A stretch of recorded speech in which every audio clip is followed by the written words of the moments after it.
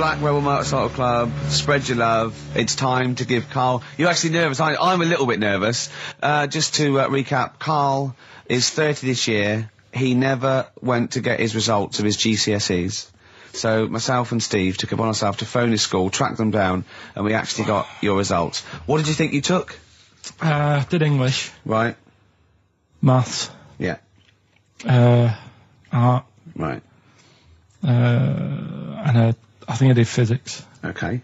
Well, you didn't do any of them.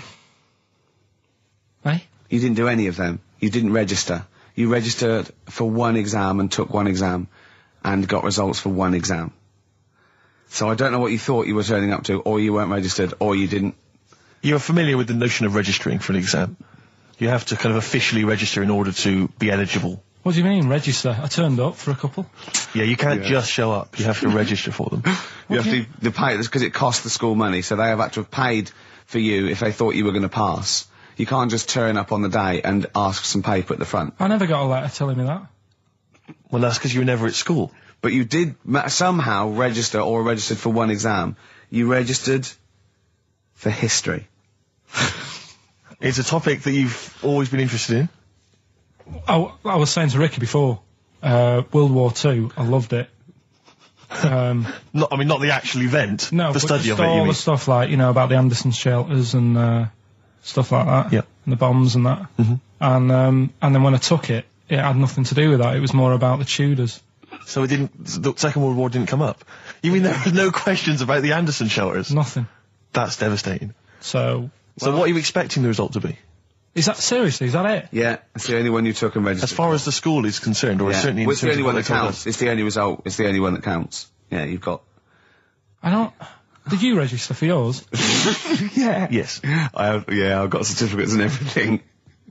So what, do you do that before the exam? Do you have to go somewhere and sign something, or...? Yeah, you don't check your results and then decide if you want to register. It's not like Millionaire, when you look at the question and go, I think I'll take the money. Yeah. You go... No. But anyway, you must have registered for one, or maybe your teacher put you in for it. Well, I didn't do it. They must have been confident. They must have been confident. They must have thought your best bet was history. Right, so... What did they get?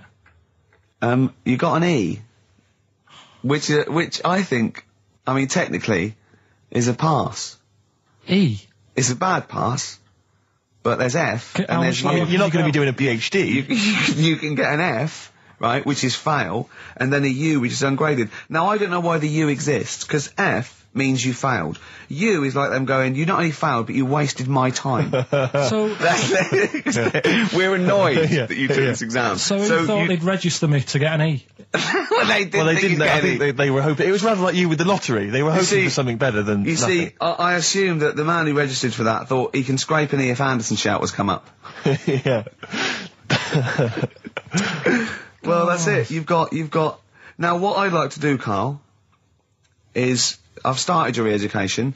You've read a book on Rasputin. I'll be asking you a few questions about that later. I've got another book for you to read next week. Next week, I'm not in the mood. What? Not in the mood. Oh, come on. Look, what's that? What does that say? It's that fella, it's the picture of the bloke that he used to use for Citizen Smith. Yeah? Che Guevara. Yeah. Yeah. He was quite happy, I think, when he found out that Robert Lindsay was involved. He went, yeah, of course you can. No worries, yeah. What are your feelings, Karl? What do you think? Are you depressed? I'm just a bit annoyed, because I'm sure I turned up for more, so it just wasted me time.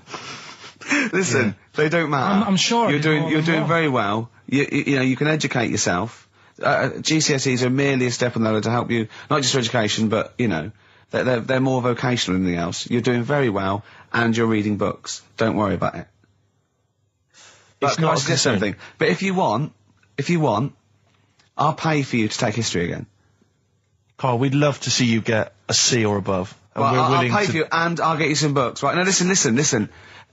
We can, let's get, I reckon, when are the exams? June? Something like that, yeah. We'll try and register next week, and I reckon you can get an A or B. In history. In history. No, don't worry about it, it's just easy. I get you Brody's notes. If Heat magazine, they love you, Karl. They could probably sort something out. They could probably pay for a tutor. They got a lot of money, they sell a lot of magazines. I mean, it is almost always, and you found that out, I discovered this, it's always the Tudors and Stuarts. There's no fear for them not coming up. Now, what do you already know about them? You must already know stuff about Henry VIII and Elizabeth. No, because it's too long ago to even get interested in. Do you know what I mean? You can't. Is that why you relate didn't? to it. Okay. The Anderson thing, it was like, God, you know, I bet my mum and dad were in an Anderson shelter. You know, this is interesting. What, when they... Oh, my granddad would have, like, had something to do with this. But the Tudors, it's like, I don't know even if they had a family back then. Play a record! As you know, I lent Karl, part of his education is historical education, I lent Karl Gladiator, the movie, on DVD, which he watched on his PlayStation 2, and Rasputin. Do you know last week when you gave me this, did you know my result for history? No. That's weird, isn't it? Yep. Now, right, okay, it's the film review. Karl, you just tell it from the heart, tell us what you thought about the film, what you thought the... Can I just ask, is this the first time you'd seen Gladiator? You'd never seen it before? No. Okay. And what were your thoughts? Okay. The film review. Gladiator. It's alright. Nothing great. It's like an old, sort of an old version of Rocky done in the olden days, really. Right. A bloke fighting other people. Sure. How sort of well known is the story? Do you reckon people know the basics? Well, just very quickly, just do the plot. Quickly. There's a guy called Max. Maximus, yeah. Yeah. There's Caesar, and there's Caesar's kid, and Max goes to war, sort of wins it, comes back. Caesar says, you're good at what you do. I wish my son was as good as you. So I want you to be in charge when I die. His kid finds out, a bit annoyed about it, kills his dad, because he don't want anyone to hear that he said that he wants him to be in charge. Yeah. So his kid gets in charge and thinks, I'll show you. You're not going to be king, I am. You're going to be a slave or something. And then, next thing you see is... Sorry, can I just stop there? My only thought is the film's 3 hours long, so maybe we shouldn't go through the whole plot, right? We've done the first 10 minutes, but go on. So, yeah, he's a slave and then... Yeah, but then, that was an interesting bit that I thought, right? I mean, I was watching this with a girlfriend, she was already annoyed because she wanted to watch Friends on E4. Okay. Yeah. It was a good episode as well this week. Was it? Yeah. Don't tell her that. Okay. Right, so she was annoyed and she said, come on then, put it on. And I got it wrong straight away because it says on the back 149, so I thought that was an hour and 49 minutes. It turned out it was 149. No, I thought it was 1 hour 49. Yeah. But it was 149 minutes. Sure. So it overran anyway. By 40 minutes. Yeah. So anyway, the interesting bit was where he was going across the desert on a horse. And I think to show you how long he'd been going across the desert on his horse, he's showing you a shot of the horse's knees and they were bleeding. And I just wondered whether that's what horses do if they run for a long time. Do you know? I don't. Good. Right, so anyway, so he goes on, he keeps going on like this. He's a slave, and then he has a fight at the end with the Caesar's kid, and he kills him. And that's how it ended. Okay, good. What did you think of it? Just generally, what bits... What do you think was wrong with it? Right, well, I've read up on it, and there's already a fact that is wrong. Right. Caesar's kid, he didn't actually kill his dad. His dad died of a natural death. Right, in real life, you mean? Yeah. Okay. And, what's Caesar's kid's name? Comedian or something? I think it's comedian, yeah. Yeah. That's where the name comes from. When a funny person is called a comedian. He didn't actually get killed in real life by Max. No. He died by his sister poisoning him, and he didn't die. No. Are you saying that this is not a historical document? It's wrong.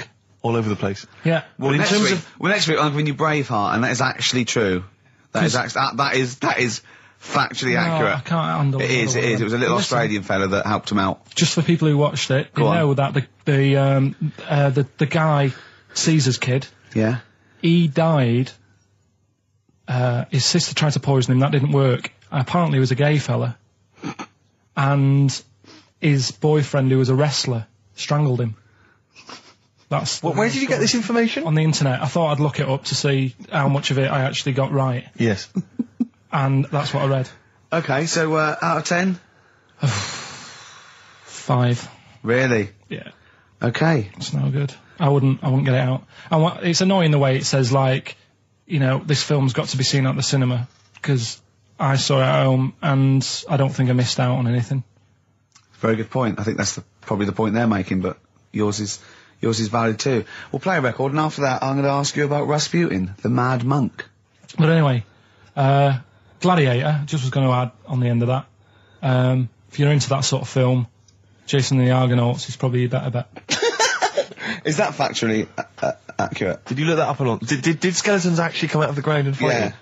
I don't know, but it's a more enjoyable film. Okay. And it's shorter. Okay, now, just moving quickly on, just to the last item on Karl's re-education this week. Rasputin, you've read a little book about Rasputin? What did you know about Rasputin before you read the book, Karl? Can I just tell you, when I handed him this book, it was my house, he went, is he the one that lived under the bridge? And I went, what do you mean? He went, the fella that lived under the bridge, and you had to pass him and Jane, went, you're thinking of, Rapunzel. And he went, yeah. And I went, well, that's not Rapunzel either. Rapunzel's, you had to say, isn't that, you had to guess his name. The person who lived under the bridge was a troll in the Three Little Book Graph. I'm a troll, foldy well. So, to answer your question, Steve, that's what he knew about Rasputin. Okay? So have you read this whole book? Can I just have a look at it, Rick? This whole book, it's about the size of a beer mat. Yeah, I'm just thinking it. But did you read the whole thing? No. You didn't Well, manage you to read the didn't whole even thing? do that. Well, again, some of the names in there are so long and foreign sounding that I just thought, I can't remember all these. So I just got to the meat of the story. Go on, Okay, what did you learn? learn about Rasputin? Right. He was a monk. Yep. And, Mad? he... Was he a mad monk? Hang on a minute. Don't confuse him. Sorry. Right. Go on. God. You see, this is what happened in the exams. Right, he was... Oh, don't do that when I'm drinking, Karl. Please, mate. He loved his women. And that's how the story started off. He had really nice... Story started off. Yeah. He had really nice eyes, and that's what everyone fell for, especially the women. Yeah. Anyway, the people back then thought he had special powers because he could hypnotise people or something. Oh, yeah. And it was about a little lad who had some sort of blood clot on his leg. And he said, just calm down and you'll be alright. And people thought he had special powers, but what he was doing, he was saying calm down, and he relaxed, and it stopped the blood flowing sort of as fast. And that's how he got better. But anyway, that's the only bit of special work that he did. And then he kept going on, and he was going in brothels and all that. And the people in the town thought, this isn't right, he shouldn't be going about doing this. And Where did he live? Russia. Right. Is that right? Yep. What sort of era? I thought you'd like now, No, sort about 1800. of... All right.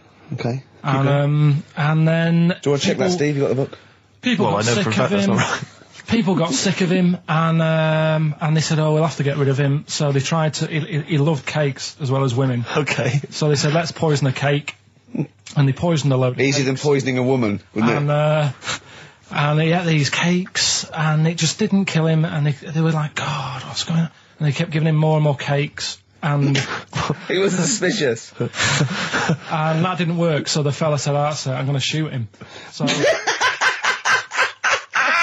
Well, I imagine it was the end of his tether. So- I mean, he was back and forth to Mr. Kipling's. He Go on. shot him once, and that didn't work, and the fella thought, oh my God. And he started running away, and Rasputin's running after him, and he shoots him like another, I think he took 4 Face bullets. full of Battenberg. Four bullets. Who's going to swear then? 4 bullets it took to kill him, and then this fella who was after him chucked him in an icy lake, and that was the end of him. But I don't understand, sort of... What don't you understand, Karl? Well, the fact that, he's a bit of a name in history. And I don't understand why, because it just sounds a bit like my brother. Does he love women and cakes? And do you think that'll be his downfall? Right, I want you to study. Right, if you want to do, that's the first introduction. Right, if you want to do some extracurricular, What would that get me? There's a song by Boney M that lays it out. Suzanne told me about that, saying about Russia's greatest love machine. Yeah. But it didn't say anything about cakes. No, I think if you get the 12-inch mix, no, they but they say according to Boney M, and I don't know who's correct, the bloke who wrote that or M. They put some poison into his wine. Now I don't know if M have done their research, or whether, they did shoot him until he was dead. According to them, he was the greatest love machine in Russia. I don't think it says that in the book, but M might know more than that fella. So what's your final verdict on Rasputin? Just a normal bloke who didn't have that much luck, really. That's what I don't understand. I was waiting for something special at the end, but just a normal fellow, really. Yeah, just an everyday. Happens all the time, doesn't it? Just an everyday mad monk. Yeah, just an everyday mad monk. You have to shoot and poison and throw in icy lakes to kill him, and who loves women and cakes. I mean, come on, do we need another one of them? Boring. So what would you say about him then? How would you sum him up? I think you've done it. I think you've done it. There you go. So next week, Che Guevara, you going to read the book? I don't know. Come on. Next week, Che Guevara. Take it home. There he is. Give it here then. Anyway, okay then, well, you were tested on Che Guevara. Right, Carl. We should just remind people what happened, because This last is a week little series. I've got lots of these little books, right? They're about, like, 2.5 inches long by about, 2 inches wide. Those tiny little things you see in the, sort of on the front counter of Waterstones or Smiths, and it's the Life and Times, a series of all the greats in history. Last week you read about Rasputin. He wasn't impressed. No. This This week... book's a little bit thicker than the Rasputin one. No, it's the same, I think. Was it? Maybe the writing's Bigger smaller. writing or something. But, okay, Che Guevara. Who was Che Guevara? Just now, you learnt to pronounce it, right? And how do you remember? You told me in the week how you remembered what his name was. Che is like shake, and his surname is like guitar. Right. Shavar. Okay. But anyway, right. Tell us what you know, and we'll ask. Right. First of all, his name isn't really Che. Right. It was something else, and Che means buddy in wherever he's from, Argentina. Mm-hmm. Right. That's right, isn't it? Yeah. Yep. Right. So anyway, he was born, and he was. By the way, Carl's not reading this from a book now. This is all out of his own head. This is not pre-planned notes. No, this is.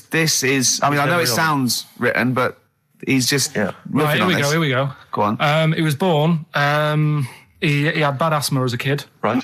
Which I thought was quite interesting, because they didn't have cars and that back then, and that's what they're blaming asthma on these days. The bad build-up of traffic and that. Well, they did have cars, Carl. Not as many as they have now. Okay. So that was something I picked up early in the story. He had asthma. Yeah. His dad was into he wasn't a politician or anything, but he was, they were into the politics. Sure. So he sort of grew up around a family who was into, watching the news and that, and keeping up to date on what's going on in the world. So that sort of rubbed off on him. He went to school. He was doing stuff on medicine. Yeah. Yeah, he wanted to be a doctor, or he thought he did. Yep. Anyway, he learned really quick. He did like 6 months work in about 3 months. So he could have some time off school or something. Right. So he took that time off and went to travel South America with his mate on a motorbike. Yep. Yeah. And he saw all this bad going on in the world, and he thought, oh, this is bad, this. Yeah. I could do something here. I could change this, make it a nicer place to live. So he said, what I'm going to do is join a gang that sort of is against the like the government. Yeah. Right. Right. Am I right so far? Yeah. You're doing very well. Right. And the woman who he met, who was like running this gang, is a woman called Hilda, who he later married. All right. And Hilda introduced him to Castro. Right. Who was like the head cheese of the gang. Right. Who wanted to change things. Okay. And so she said, like, this is I think his real name was Engelbert or something like that. Ernesto. What? Ernesto. She said, this is Ernesto.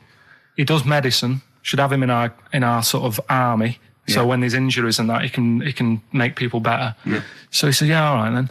So he joined the gang, and they went like went to sort of. I'm chopping it down a bit. No, sure. You're condensing it. It's not in real time. No. So anyway, so they go. It feels like it.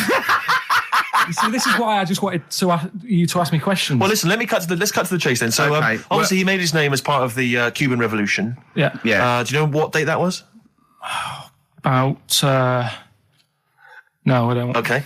And obviously, so he was a big involvement in that. Yeah. In which country was he caught? It was caught in Bolivia. Yeah. How did he die? They executed him. Yeah. He shot him, and his last words before he died, right? The guy's there with the gun, and he wasn't scared. He wasn't like crying or anything. He said to the bloke with the gun, he said, "Go on, shoot me. Be a man." Yeah. He said, Yeah. and they shot him. And did it tell you what happened to him after that? His dead body? No, but Suzanne was telling me about this the other night. She said there's more to it than that. They stuck it in a glass coffin, didn't Yeah, they? so, yeah. Well, no, but before that, they cut off his hands and his feet. And sent them to the... No, and then, because they buried him in different places, and then they buried the body. I think they might have sent the hands to Fidel, but they buried him in an unmarked grave because they didn't want anyone to start using his grave or his tomb as a place of martyrdom. But of course, that just made him even more of a martyr because no one knew where he was buried. So it just meant that he was even more of a... But that wouldn't work anyway, because if they did find out, that's more places people can go and sort of grieve. Do you know what I mean? If you've got all these different graves... What, with different parts of his body? Oh, you've got a foot over there, and it's like, well, oh, God. His head over there. Thanks for what you're doing. Yeah. So all in all... essentially, what's your summary of Che? Yeah, you like him more than Rasputin, don't you? A lot better bloke than Rasputin. I can understand why he gets one of those little books. Well worth knowing about, and good bloke. Did a lot, Crammed a lot into his short life. Yeah. But, interesting bloke. But just on the subject of Che Guevara, Steve called me up in the week because he was going through the duty log. We love the complaints on the BBC duty log, and someone had written in because one of the Blue Peter presenters was wearing a Che Guevara T-shirt, and what did the bloke say? Yeah, this is a series of people can phone in and write and complain to the BBC about different things. Why would you complain about wearing something? Well, this was the thing, is you complain about the best one. I mean, there's been some amazing complaints. Oh, there's some great ones. The best one, my favourite one that wasn't a complaint, but was actually just someone had to phone in, was what an excellent edition of Kilroy this morning. Yeah, but there's lots of that. There's things like Esther was superb. Woman call one. Woman called. There was a brilliant one I remember once, which was Robbie Williams was wearing a Nike T-shirt on Top of the Pops last night. Product placement on the BBC. It's just all So things like pathetic. that. Yeah. But anyway, this was one phone call. There was a presenter on Blue Peter. She was wearing a T-shirt with Che Guevara's face on it. Right. And someone had written in and said, or someone had phoned in and said, very worried to see a presenter wearing Che Guevara's face on a T-shirt. Are you trying to turn my children into communist revolutionaries? Yeah. Imagine that. Imagine who's thinking that, who's bothering to phone up with that information, Carl. Yeah. Who knows what they're going to say about this show? Yeah. I mean, you've been championing the work of communist revolution. Luckily, no one listening to this show can either write or operate a phone. So I think we're pretty safe. So thumbs up for Che Guevara. Yeah. Well done to Carl there. Yeah, no, I thought it was even I did brilliant. all right, didn't I? But the thing Yeah, is, you keep saying to us you don't understand why history's interesting, and yet you're clearly interested by that. You remembered that Carl, information. I've got another. Yeah. I've got a few in the series. Can I give you your next week's homework? Go on. There you go. Oh, Read it out. Hitler. Hitler, the life and times of Hitler. 1889 to 1945. Yeah. Yeah. Do you know much about him? What was the significance of that last date? Why did he? What was that last date, Carl? Why do you think he died in 1945? End of the war. Yeah. Which I'm interested in. So this will have stuff about Anderson shelters and that. It might not be covered in the Hitler biography, the Anderson Shelter, but Just check if there's a special Anderson chapter. Anderson Shelter chapter. No, I'll look forward to this. Yeah, Be interesting. Powdered Egg is page 4. Yeah. Excellent. Well, we're going to play a hip hop. Yeah, it's time for a hip-hop hooray. People are absolutely in love with this feature, Rick, as you well know, and I know you're somewhat jealous of it. Yeah. This week, I know that Outkast are currently on the playlist, aren't they, with their new single, Whole of the World? Is that what, The Whole World? Anyway, this is a track from the big compilation, Outkast. It's just a sort of compilation of all their greatest hits. And this is a good one. It's called Rosa Parks. Play it, Carl. Their greatest hits album, that's Outkast, and a track called Rosa Parks. Like it. Yeah, enjoy it. Yeah. Now, we just had a call from someone impressed by Karl, and Karl's very pleased because this guy has actually done a PhD on Che Guevara. So in theory, whatever subject he chose, in theory, he's probably one of the experts in the world on this particular field. Now, hello, are you there? Yeah, I'm here. Hello, what's your name? My name's David. David, now where did you do your PhD? Did it at UCL. Did it at UCL, my old college. And what was the actual title of the PhD? It was Che Guevara's influence on class struggle in Europe in the 60s. And what did you think of Karl's performance? I thought he did really, really well. The only thing, I'd never heard those last words before. So Karl actually knows something you don't know. Yeah, possibly. Although you presumably not take that as verified information. You probably wouldn't take everything Karl said as gospel. You'd probably look it up yourself, would you? I probably would have a look, yeah. Did you know about babies' eyes? Sorry? Did you know that babies' eyes don't grow? I didn't know that. You see, that's why you shouldn't take things Karl says as gospel, because it come out with something, vaguely intelligent, and then say, did you know about babies' eyes don't grow? Any questions that you'd want to test Karl on? Any thoughts, anything he missed there on the history of Che Guevara? I think he did really well, and I think he should be congratulated. Because Karl has problems with understanding why people are interested in history, and even though he's been reading these books, he keeps saying, why does anyone care about history? Why is it important? What would you say to Karl? I think he should maybe then look at who Che Guevara did influence and why he still influences people today. Yeah. Well, he knows that he influenced Citizen Smith, and he knows that if McDonald's ever wanted to swap Ronald McDonald for Che Guevara, it would cost him an awful lot of money. So he is trying to apply it to the modern world. He is having a go. Well, maybe you should think like why Rage Against the Machine have him on their T-shirts. Good point, Karl. Why do you think of that? Why do you think they have him on the T-shirts, Karl? I don't know, maybe that was a design of the T-shirt. Maybe they wanted another T-shirt. Maybe they wanted Ronald McDonald. But didn't have any in. Sure. And they said, we'll have that one there then. Well, thanks very much. Dave, just before you go, do you think Karl would be an interesting subject for a PhD? Yeah, very much so, yeah. Okay, well, if you're not... Well, hopefully one day you'll become a professor and you can maybe set that as some coursework. I could do, yeah. Karl Pilkington. Imagine that. Cheers, Dave. Having an MA in Karl Pilkington. Thanks very much, Dave. Okay, bye. Cheers, bye. That's good. My teachers never did that. What, encouraged you in that way? Never said well done. So, Really? Yeah. But you never showed up. Yeah, you have to be in the same room, They were too really. busy saying, who are you? yeah. No, but Mrs. Matthews, me head teacher. Oh, let's not lay into Matthews again. She's always getting us. Not But Matty she Matthews. said Not I'd never- Grimble Matty Matthews. we I'd used to call never her. be a high flyer. If she could see you now. What did she say? You'll never be a high flyer. She said that to me, mum and dad. Really? On a parents' evening. And that was after I'd played the drums in Little Donkey. She clearly didn't know what she was talking about. Table 60. Lisa Tarbuck.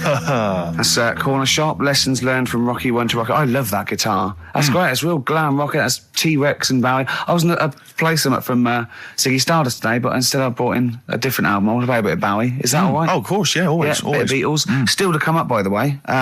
With The Education of Karl, last week he did Che Guevara. He did very well. Before that, the week before that, he learned all about Rasputin, didn't you? And this week you've been studying Hitler, haven't you?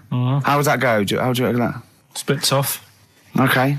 I'll give you the full story later, Steve. Do you know much about him? No. So, they're all linked. All these stories I've been reading, they've all got a similar sort of thing going through them. They have a bit of a tough upbringing. Things aren't going well, and they seem to take it out on other people. Okay. But I'll tell you more later. Okay. Yeah, I don't think you can... I don't think Hitler and Che Guevara... It's the same thing. Che Guevara, when he was a kid, had like asthma. Right? He wasn't an happy kid. Hitler, he only had one ball. Well, I was trying to find about that. Yeah, seriously, he phoned me up in the week. I said, how's it going? He went, I've just skimmed it. I was looking for the testicle thing. Now, I don't know if they left that out or it's not true. Right. He was trying to look up that Hitler has only got one ball. I think they only did it to wind him up. Because it's like, you might be taking over the world, but we're all saying you've only got one testicle. Sure. And it's Did you look in the index and it's sort of Hitler, Adolf, family life, early childhood, testicles? Testicles, absence of. Sort of skimmed through because one of mother brackets other. Yeah. Albert Hall. Yeah. The only thing I could find was at one point in like when he was trying to run the place, there was a meeting going on, and somebody had put a bag in the meeting room and it blew up. Yeah. And I'm wondering whether it was under the table. Yeah, but. Were you wondering if it blew a testicle? It was. The testicle was under the table. No, the bag blew off the ball. No, the ball sack was probably hanging below the protective top, and so that's where he could have lost. But why would he have only just lost the one? Because the way he was sitting, cross-legged or something. Sure. Okay. Well, again. Last week we had a Che Guevara expert phoned up. Maybe they could. Maybe there's a Hitler expert this time who could maybe phone up and confirm the testicle theory. XFM 104.9. Sorry, I was going to back announce that track and just mention it was Elliott Smith and the track Son of Sam. Well, I think I'd just better ask Karl a couple of quick questions about Hitler. then we can get on with our lives. Okay, we can tick that particular box. Yeah, yeah. Okay, Carl. Put that particular dictator to bed. It's week 3 of his education. You've nailed Rasputin and Che Guevara. I don't want to lose complete sight of those. I'll maybe ask you a couple of those in the week just to so you keep your mind on it. But Hitler. Tell us the story. What have you learned? Do you want to ask some questions? No, not really. Just sum it up in a minute. What do you think? Can't do it in a minute. Well, can I ask some questions then? Where was he born? Austria. Tell us about his early life. Right, he was a young lad. Brilliant. What in his early life? Okay. Yeah. What's the name? His mum was his dad's second cousin, which is a bit weird. Yeah, that is weird. They had 5 kids. Steve's going, yeah, it's usually first cousin where I come from. Oh, that's unfair, isn't it? There's no need for that. There was 5 kids, but only 2 of them, including Hitler, including him and his sister, survived. The others died at an early age. Okay. Right. Anyway, so they grew up, and the mum died and the dad died and that, and he thought, oh, what am I going to do? Because he didn't do well at school, didn't have many qualifications. No. Liked art. Did he have a GCSE in history? Liked art, right? And then, so he said, right, I'm going to go out to Munich. I missed a bit out, actually. Jewish people were in Austria, he didn't really like them. Okay. He thought they got, special treatments and stuff, and just didn't like them. So he went to Munich, and he joined the army. Right. Yeah? Yeah. And he was in the army, and he got injured. Right. So he went to hospital, and whilst he was in hospital, the World War I ended, and he was like, oh, God, I want to... I was enjoying that. Yeah, so... Don't, because you're breaking the concentration. Yeah, sorry. I'm not even sure I want to join in on this one, just in case. Okay. Right, go on. Right, so... He was in hospital. He's in hospital. It gets a bit better. He's never that fit, though. He's one of these blokes who was always ill. That was on something like 30 tablets a day or something. Comes out of there, joins some other army. Right. God, I knew it all this morning.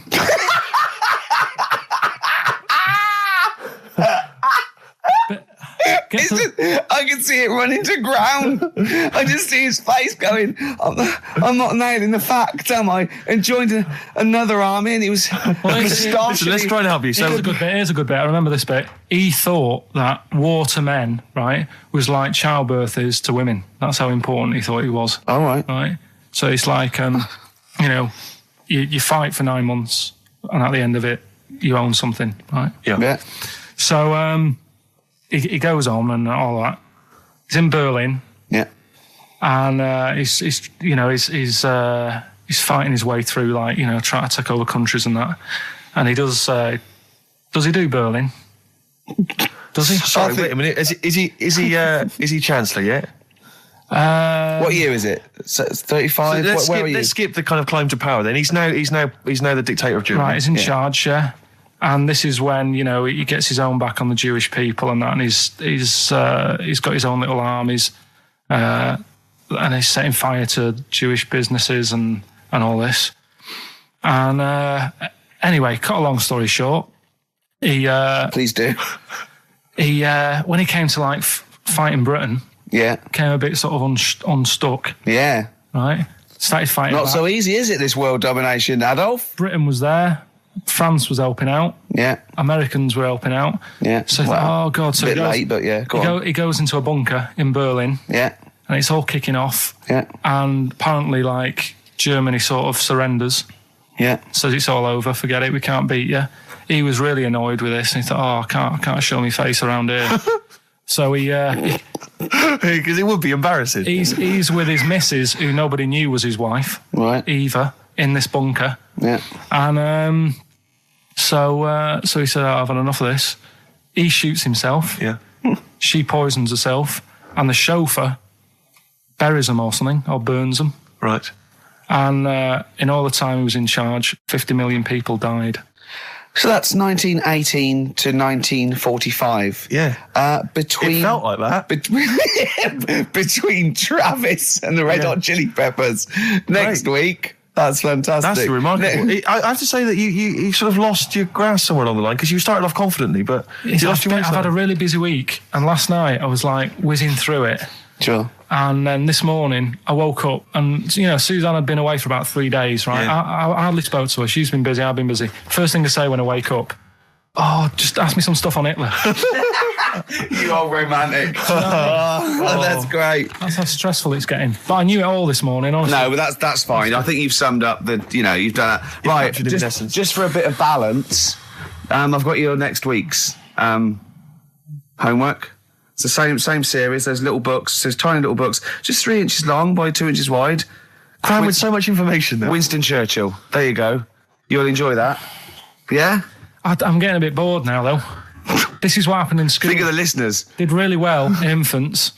Once I got to secondary, lost interest. Was it the breakup between you and Harris? And Zoe. I'm wondering if you spiralled into something there. Yeah, because it's like all these other, these men of history. They always had sort of things happen in their early childhood, didn't they? Maybe yours is the Zoe Harris dress incident. Well, let's just refer to it as the Zoe incident. Yeah. From now on. Yeah. Winston Churchill, the bit I left out in the Hitler story, Hitler was scared of this man. Yeah. And I can tell you something else about Winston Churchill. Go on. He said he can remember being in the womb. And he was born in a public toilet. Play a record. He texted me yesterday about Hitler. He went, stop making me read this heavy shit. He said, I've seen in the back of this book, there's one on Elvis. No, I mean, it is interesting, but not when you have to read it. Do you know what I mean? Right. It's But do you more think you'd have read it in your leisure time? To be honest, No, you wouldn't have. I wouldn't. No. So do you want a week off? Do you not want to learn about Winston Churchill? Why don't you read it if you want to, and just if you get interested, then read on. I think Because that's what I did with school, and it didn't work. No, you decided you didn't want to. Yeah. Yeah. Okay. So- but hasn't that taught you something? Can't we just do it like a TV series? It doesn't go on forever. We've done 3 weeks. Give it a rest now for the summer. Yeah, because most series last for 3 weeks. Well, you know. Yeah. I'll be testing Karl on the new re-education of Karl, as you know. He got a GCSE. It's the last one, isn't it? In history. It was the last heavy sort of one, yeah. No. So Winston Churchill. Well, yeah, because I thought we're going on to more sort of metaphorical and metaphysical pursuits, aren't we? Not that book. Yeah, that's the Aesop's Can't Fables. read that in a week. You don't have to read it. Right, Just that's Just choose the ones about the foxes eating penguins. You'll like that. It's time for the re-education of Karl Pilkington. This week, Karl was studying the life and times of Winston Churchill. What did you make of it, Karl? What did Churchill do for Right. you? Last week I made a bit of an error with Hitler. Yeah, you Go on, just why? I tried to remember too much, and it was way too much for me. Sure. So what I've done this week, sort of flicked through, got a few of them basic facts. Yeah. And what I've learned, right? Bit weird the way all these people have something in common, that they're all a bit weird when they're younger. Okay. They've got Go on, some sort of illness. go on. Well, you know, Rasputin, he wasn't well as a kid. Yeah. Che Guevara. Oh, this is Rasputin, the mad monk, wasn't well. Yeah. Yeah. Che Guevara. Yeah. Asthma. Really bad asthma. Yeah. Hitler. He was Only a one ball. bit mental. Yeah. His mother. He was a bit mental. That could be libelous. Yeah. And who have we done? And Churchill. Yeah. you got lost there. Very weak child. Was he? He only spoke to his dad 4 times in his whole lifetime. Really? Yeah, didn't get on with his dad. Right. And I think one of the times when his dad spoke to him, he was having a go, saying he didn't do as well in the army as he wanted him to. Right. So that's pretty sad bit I picked up of it. Yeah. Anyway, So that spurred him on anyway. yeah. I'm not going in all the ins and outs. Very important bloke. Okay. No, seriously. I mean, Yeah. your dad bought the tapes, didn't he? Yes. And I can understand why. Because he did change a lot for us. You know what I mean? We wouldn't be sat here now talking like this. Why? We could have been German. Yep. He didn't let that happen. No. Everyone had a go at him, right? When I think it was Chamberlain who was in power, Yeah. and he was like saying, "Don't be trusting that Hitler," Yeah. you know. And everyone was like, "Look, stop causing trouble." Chamberlain sorted it out, you know. He sorted out a peace agreement, Yeah. and he was like, "No, I don't trust him." And everyone's like, "Oh, you know, you're just causing trouble." You know, everyone else is happy. Then it turned out that Hitler did actually do the dirty Yeah. and try and come over. I remember, didn't he do something? He started a war or There was something. a conflict of some kind. Yeah. Started a problem, and everyone went, hang on a minute, that Churchill knew what he was talking about. Yeah. Yeah. Get him back in charge. Sure. And they got him in, and Hitler was scared of him because he knew that he wasn't going to be having any lies or anything. He couldn't try it on with Churchill. Yeah. Especially when he was a little bit pissed up and coked and with He a big was. cigar. Churchill. He wasn't doing that. I think a lot were during the war, in the war cabinet. I think they had to have things to keep him awake all night and stuff. And he certainly liked a brandy. Rick, Winston Churchill was coked up, was he? I mean, sorry, this is something I wasn't aware of. If there are any historians listening, if I'm wrong, I'm Was that very in the sorry. World at War? No, I don't Winston think Churchill so. was Any coked up. historians or experts on war? Did Churchill and not some of the other people during I think the First and Second World War take a little bit of cocaine? So when it said that Doctors certainly used to. Hitler liked cakes, would they be like the funny sort of cakes? No, he probably did like a little bit of Madeira cake. Right. Yeah, that's probably nothing like that. Sorry, carry on. So anyway, He beat the Bosch. yeah, did all that. Oh, that's steady on. His personal life's nothing to do with it. And the most amazing bit is, right, he wasn't fit, and he had a couple of Well, strokes. he's a good-looking bloke in many ways. Well, he had a couple of strokes, but he had a stroke on, say... We've had that. He beat the Bosch. He we liked talked to have about a couple of beating the strokes. Bosch, yeah. Let's not get into innuendo, Carl. It's stupid.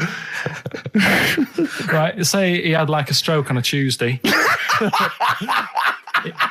He was up and fighting again on a Wednesday. Really? He was a strong bloke. Yeah. And then he died at about the age of 86 or something. He's a good lad, wasn't he? He was really good. Yeah. Is he the one you favour most of all? the I'd ones say you've out of all... I mean, Rasputin, I don't understand why he got... Like I said, I don't know why they made a book on him. No. He just didn't deserve it. No.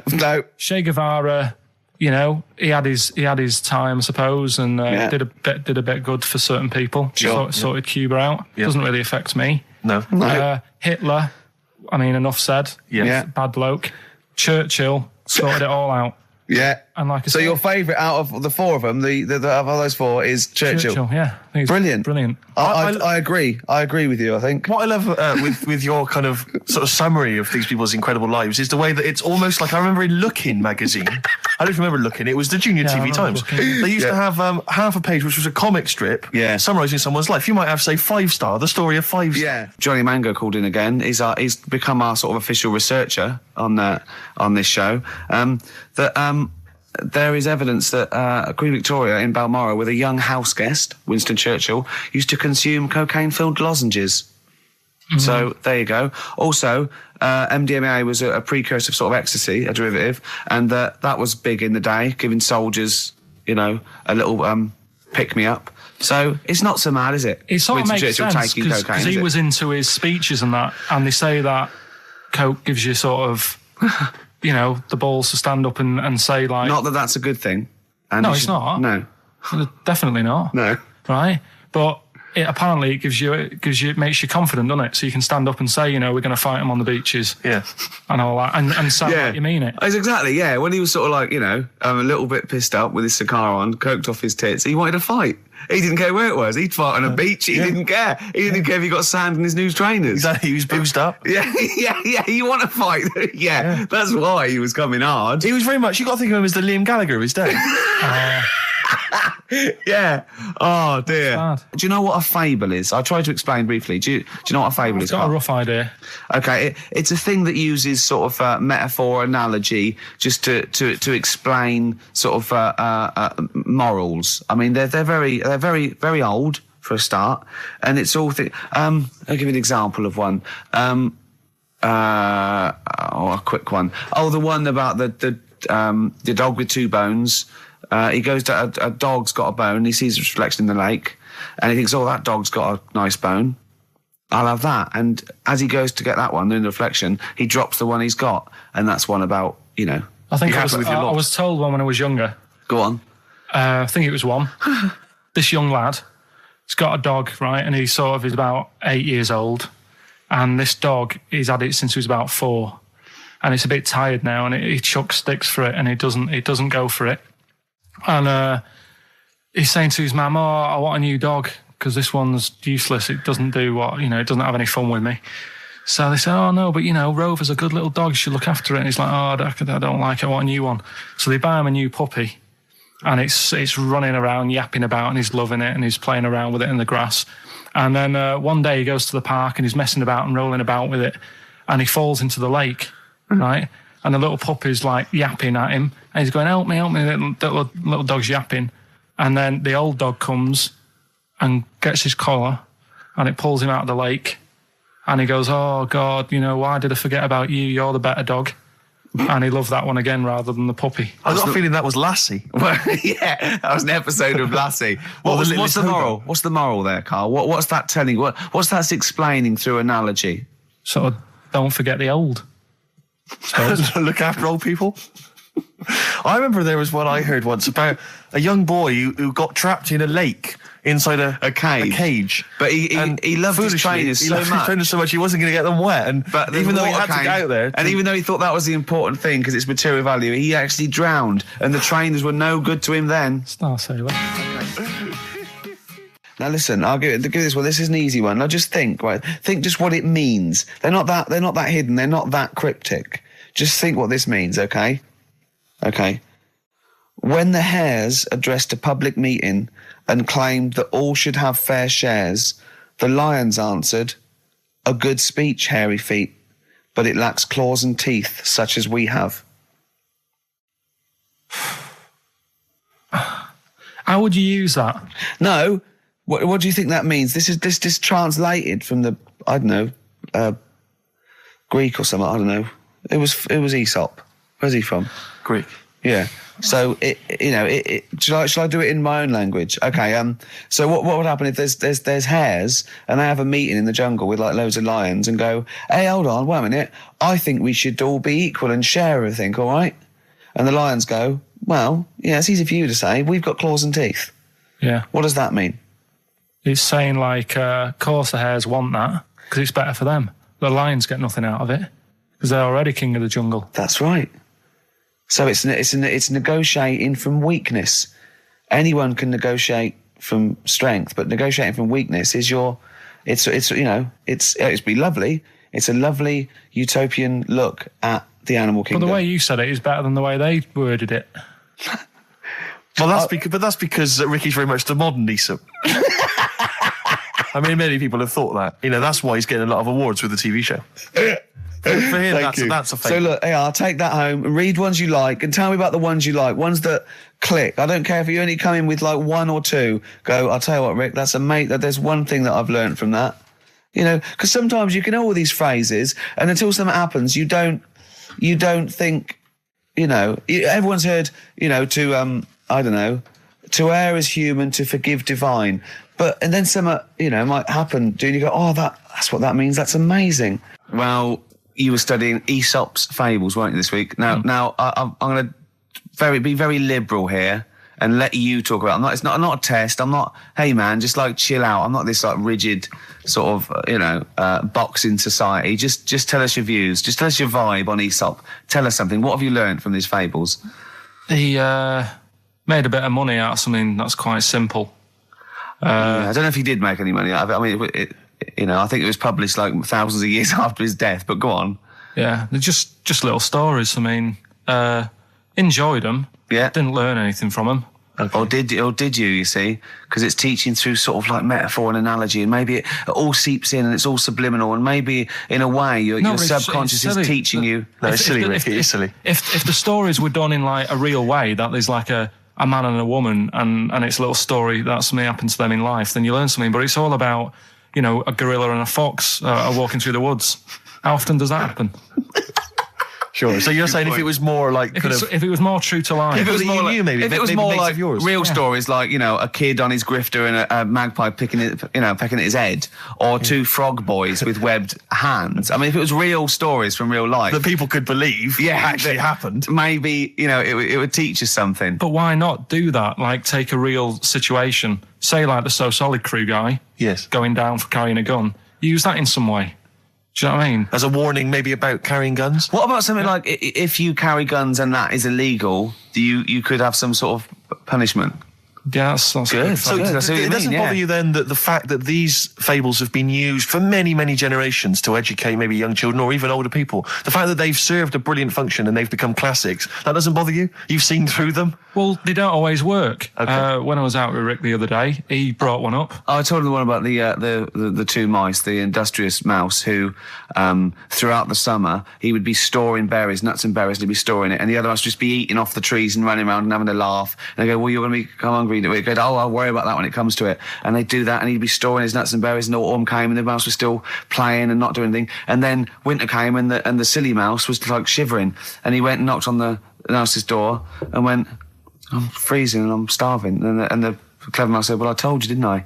You know, you should have been storing your nuts through winter like I did. Come in and share mine." You know. And what did you say, Carl?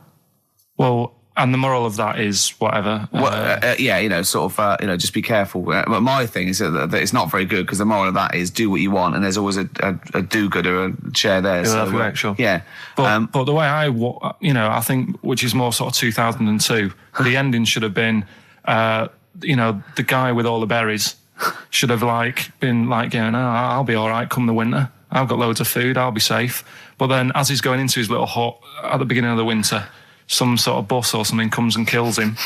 Right. And it's like... You should have partied hard because you might die. Yeah. Enjoy life whilst you've got it. Yeah. Okay, and if winter comes, just starve to death. Well, worry about tomorrow. Okay.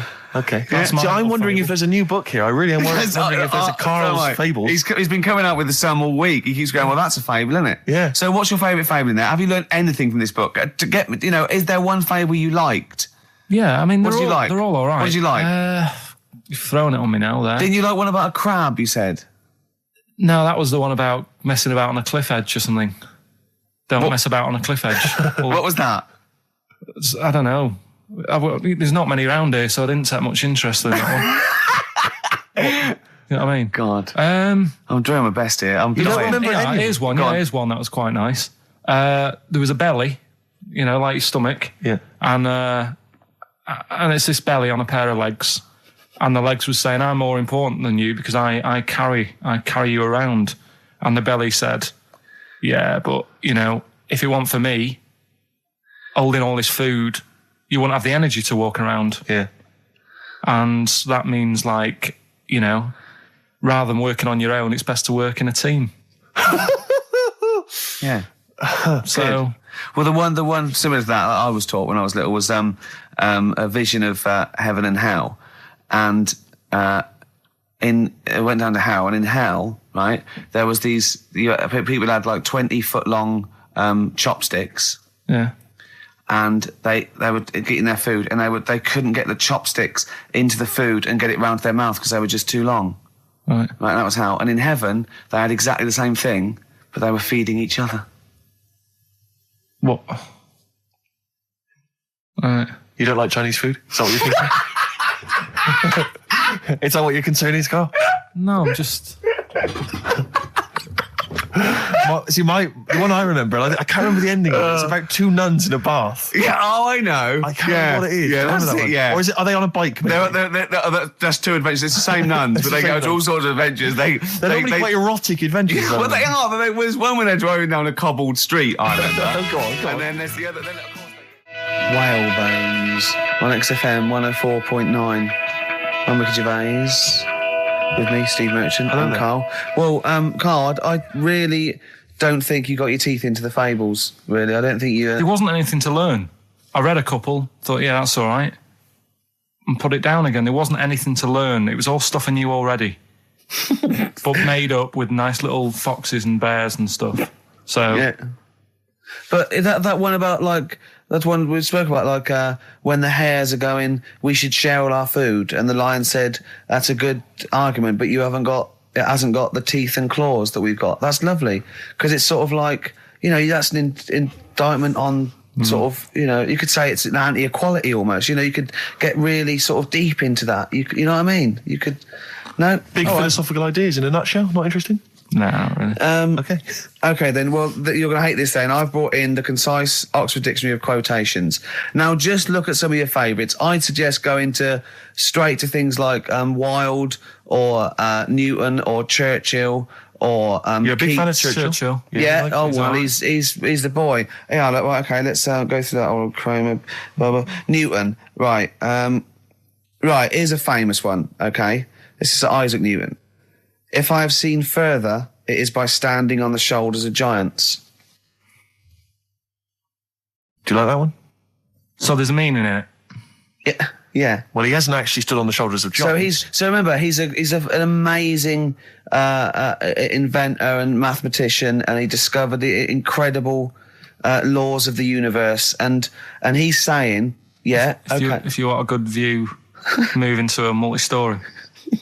he's saying, right? He's saying, if I have seen further than the people, and he's being modest here, it's because I've stood on the shoulders of giants to get that view. If it weren't for all the people that have come before him with their great insight and knowledge, he wouldn't have seen what he's seen. He's taken his learning, isn't it? Those people have given Why him just say that instead of making up? That's what I've got a problem with.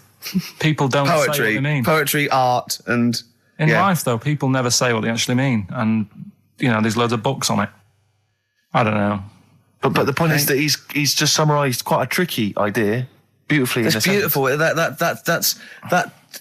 That gets into you much deeper than just the words, just the literal words. You know what I mean? One of my favourites is from an American novelist, and the quote is talking about the subject of fame and being famous. Yeah. Fame is a mask that eats into the face. Don't you think that's amazing? Meaning?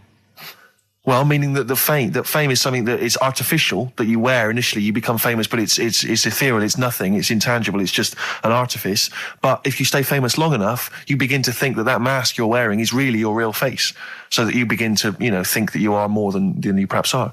Do you see what I mean? In the way that fame and power can corrupt. I know who said that. It's an American novelist, I forget his name. Yeah, it's all right. Yeah, there's something in that. Yeah. Okay. Pick another one, right? Yeah, let's have a look. Bernard Shaw, he's no slouch. I think maybe when you take this book of quotations home, Carl, you should maybe just draw up maybe a list of 3 or 4 of your favourites and tell them next week. I want to do Shaw and Wilde. I look at Shakespeare as well. He's. Are you a fan of Shakespeare? No. Go on. What's your problem with it? Just the way they speak. I can't follow it. Yeah. Yeah. Do you like West Side Story? It's really old as well. I can't relate to it. It's like years and years ago, isn't it? That's why I like Churchill. Because 1940s. Yeah. Look at this. This is Shaw, okay? There are 2 tragedies in life. One is not to get your heart's desire. The other is to get it. Again, how would you see that in your little... Well, that's one homework then. I'll mark that. That's your homework. You've got to work that out. You've got to tell me what you think of it. Say again? Don't ask Suzanne. It's there. All right. There are 2 tragedies in life. One is not to get your heart's desire. The other is to get it. Okay? Take that home with you. And we'll be hearing Karl come up with some amazing quotations next week. Yeah, pick out your favourites. Well, just read that book anyway. Can I just say, this is one of a beautiful, it's Keats, right?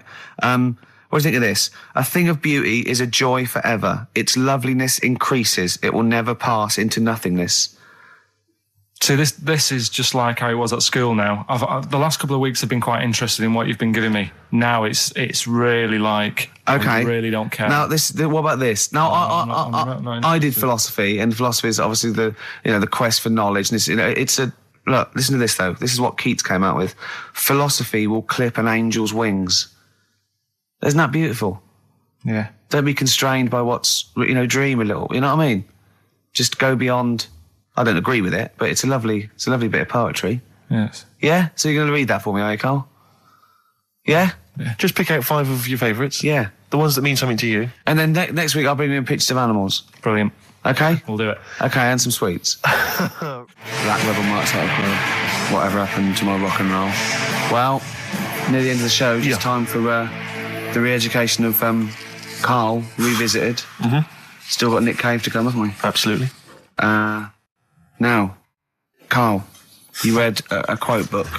What did you learn from it? What? Tell us some pearls of wisdom. Just keep it down to 1 or 2 your favourite things and why you like them. Right. Well, you said just pick a couple. Yeah. Right. So I wrote a couple down last night. And what I did, so they weren't boring. Right.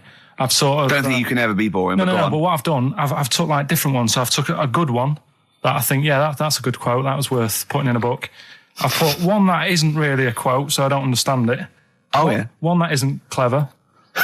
and a funny one. So a bit of variation all out of one book. Oh, how long did this take you? What did you do? Did you sort of like sit? About half an hour last night. And did you sit sort of like quietly at a desk or something? No, just in the lounge with the telly turned down. Oh, right. Just to give a bit of light to the room. Just had it on, but turned down. Have you figured out lights yet?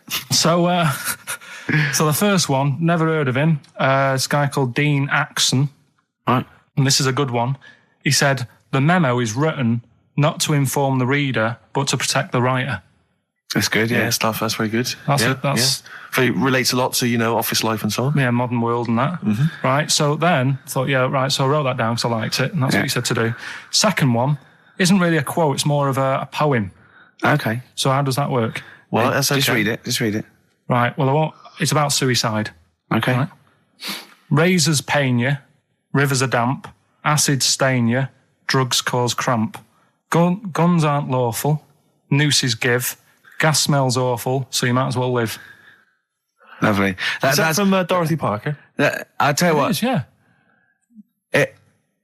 I hate it. I hate that. Why? It's nothing to me, that. I think it's just a sort of weak, shallow piece of mock comedy. This is why I did it in that order, because that's what I thought. It's sort of like a zany vicar would write from living in Frome when he's about 55 and get it published in I hate it. All right, so you're saying you're not a fan of Dorothy Parker's work, right? Yeah. Now the next one, Oscar Wilde. Yeah. Right, he's known, isn't he? Yes. Look what he comes up with. All art is quite useless. Well, what's up with that? Well, it isn't added art. No, I know, but it's... Go on, next. But how has art helped you? How has it been useful to you? It was a bit of it's one of the only things I like doing at school. Right. Do you know what I mean? When I made that little clay man, fixing a car. Yeah. You made a clay man fixing a car. I'd forgotten about that. How can he... I think that's stupid. And especially that it's gone in a book. Sure. Do you know what I mean? Okay. It's easy to diss things. Yeah, it's harder to do things out. You're right. I don't think art is useless, by the way. But you don't have to agree or disagree with some of these things. Some of them are, sometimes it's just their thoughts put eloquently or poetically, isn't it? And it's just, to provoke a reaction as much as anything. Yeah. Well, and the good one, Ozzy Osbourne. I mean, sorry, but just go back there. The irony is that is art. That he was an artist, wasn't he? So, but so you don't like Oscar Wilde, but you prefer Ozzy Osbourne. Yeah, go on. Ozzy Osbourne, cracking one. This funny and educational. I bit a head off a bat the other night. It was like eating a crunchy wrapped in a chamois leather. Genius. You're right, Carl. Yeah. So what do you like about that? The way he's described what it is like. I think, if someone, you can imagine what it's like, because I like crunchies. Yeah. And, it's like and a chamois leather is really chewy, so you can imagine that's like the skin. So you like his descriptive writing. The crunchy bit is like the bones and that. Yeah. It's perfect. But Carl, it's interesting because you've analysed Ozzy there, and in a way, that is the first step on maybe doing a new English GCSE. Yeah, being able to study language, why you liked it. You said because it describes what you've never eaten about yourself. Yeah, but my teacher, Mrs. Kane, if I would have come into school with, a quote by Ozzy Osbourne, she wouldn't have been happy. Really? Do you know what I mean? And that's the difference between... She'd go, right, Carl, get your horse and go home. Well, listen, though, we were talking about other quotes. Yeah. Neil Armstrong. Yeah. Do you know his one? Yeah. What one... giant leap for mankind. Do you know it wasn't meant to be that? It says it's one small step for man, one giant leap for mankind, right? Yep. It was meant to be, this is one small step for a man. Right.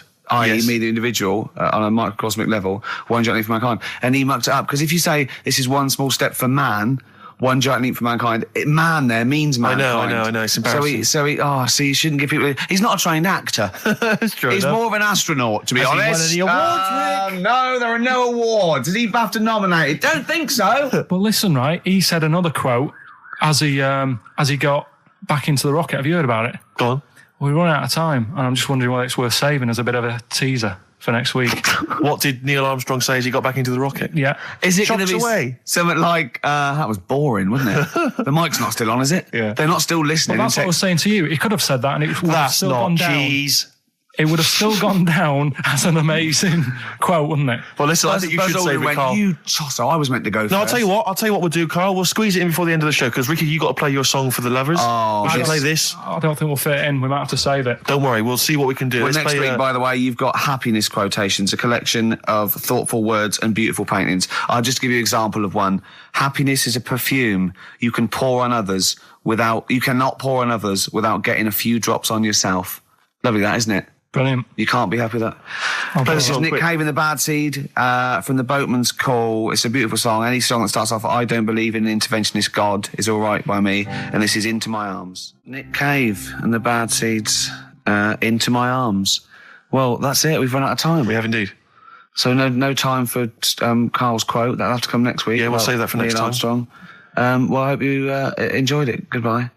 All right, Rick. Come on, I'm sounding a bit chirpier. It's not that depressing. Well, yeah. Sports next. You know how excited you are? Go on. You love the sport, do you?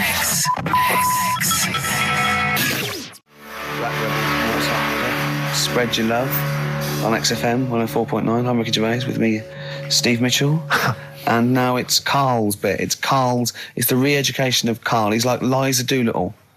And now he's coming, or Lawnmower Man, if you've seen that film. More like Lawnmower Man, if you've seen the film. You'll know what I mean. And his homework was to just study quotes, really, on happiness and stuff and general well-being. He's not a big happiness quote fan, are you, Carl? Not really. So what have you done? You've come up with something, haven't you? Right, yeah, I told you, right? Because a lot of these are just things you say every day. They're nothing special. So what I'm doing... Well, you say them every day. Well, the sort of things you come out with and you don't even think about it, do you know what I mean? Yeah. They're on the TV all the time. People on the radio are saying these sort of little quotes. Sure. And what I've done is, remember that programme on Channel 4, Faking It? Yeah. Where they got some, like, posh kid to be on a door and all that. What I've done, I've... Imagine if that was the pitch for the show.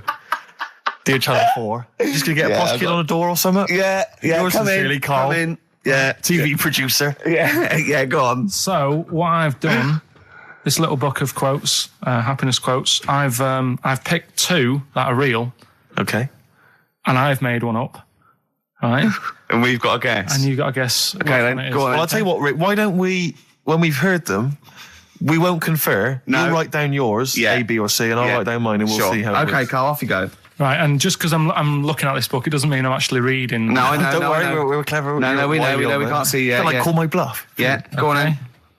Nothing is worth more than this day. Okay. Yeah. Eh? All right. Yeah. The way I see it,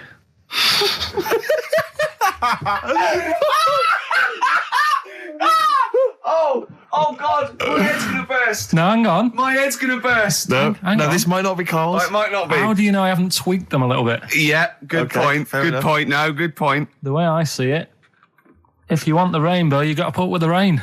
Yeah. Okay. All right. All right, yeah. Okay. Hang on. It's not here. Come on. Cat food. Cat food, come on. It stinks a bit, but if you don't put up with the smell, the little kitten will die. Steve, I don't know what to say. I don't know what to say. Imagine this in faking it. Imagine their faces when he says that, and they're going, "Oh my God." Oh. Carl, play a song, mate. We'll have to confer on this one. Bye, Blair. Well, that's just amazing, Carl. Just read them again. Two were real, one was fake. Go on in. Right. First one. Nothing is worth more than this day. Excellent. Next one. What does that mean? Well, cherish now, cherish your time. Okay. Because you can't get it back, and Yeah. you know That's the way I saw it. Carpe diem, whatever it is, seize the day and all that. Okay. If you want the rainbow, you've got to put up with the rain. Yeah, of course. Yeah, rough with the smooth. You know, it's not all plain sailing, but you know, rainbow's beautiful, but it comes because of the rain, which you might not like. So Yeah. make the most of everything, and yeah. Good. Cat food doesn't smell good, but if you don't put up with it, then the little kitten will die. Right, now, Carl, that is a good effort. Now, that one's yours. I mean, obviously, right? Right. Right, no, but it's a good effort, right? I mean, it slipped seamlessly into the others. Yeah. Don't think it didn't. No, but it's good. I mean, we knew it was that one. But what I will say is, it's good. But what you don't know, maybe subconsciously, is, I mean, it's very similar to the putting up with the rain and the rainbow. But that's good. Why do you think that? Well, What does mine mean? well, even though it smells bad, it's good for something. Right, So see, that's I didn't look at it like that. What do you look at that? I kind of thought... Was yours more specifically about cat food, generally? Because you know, normally it's an analogy. Yeah, or a metaphor for something, much bigger. Well, no, the way I I mean, looked at it- Dolly Parton, who I think did the rainbow rain thing, she wasn't specifically concerned about weather conditions. No. It was a sort of general idea. It's all about life. Yeah. It's Well, that's what I've done. Go on, I've used an everyday thing Yeah. and put it with today's problems, right? Go on. So, like, my girlfriend, she might like to go shopping for clothes. I hate it, Right. but because I love her, I put up with it. Ah, that's nice. Yeah? Yeah. So, you love that little kitten. You can't stand the smell of the stuff you got to feed it. But because you love it, you go, well, I'll put up with this just for a few minutes and then I can, like, squeeze its head later and give it a little... Sorry. Can we go back? Stroke its head and stuff. Oh, right. Yeah. Sorry, it was a bit of a slip, was it? Squeeze its little head. Yeah. Yeah, well, that's just the thing that I do with cats. Put it in a bag and drown it in a lake. I can feed it and then I can throw it against the wall. Exactly. So you didn't see it like that, did you? No, that's very good. So it's about love, is it? It's about putting up with the bad things Yeah. for something you love. Yeah. Well, that's nice. But That's very Carl, good. you seem now to be convinced and rather smug that you've tricked us and that you've fooled us and that we didn't understand it. Well, Well, then- I say that's your fault, not ours. No, it's not, though. I mean, look, that man in Forrest Gump, he was a bit of a nutter. And he came up with the life as a box of chocolates thing. Yeah. Now, if that was in this book, you say, oh, yeah, brilliant, good bit of work. But if he was sat here doing the show with you, Yeah. you'd be taking the mickey out of him. Sometimes I feel he is.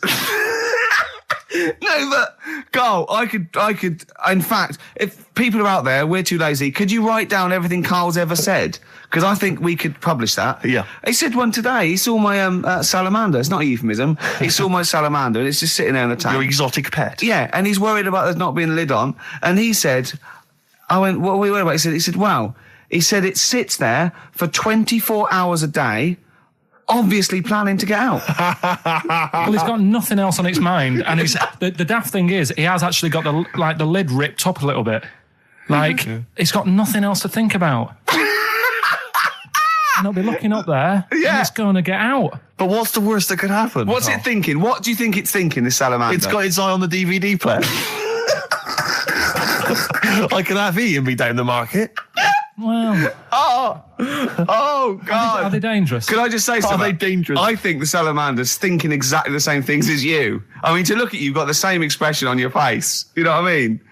You're dressed in green as well. You've got a little round sort of Hamburglar type head, like the salamander. Very similar.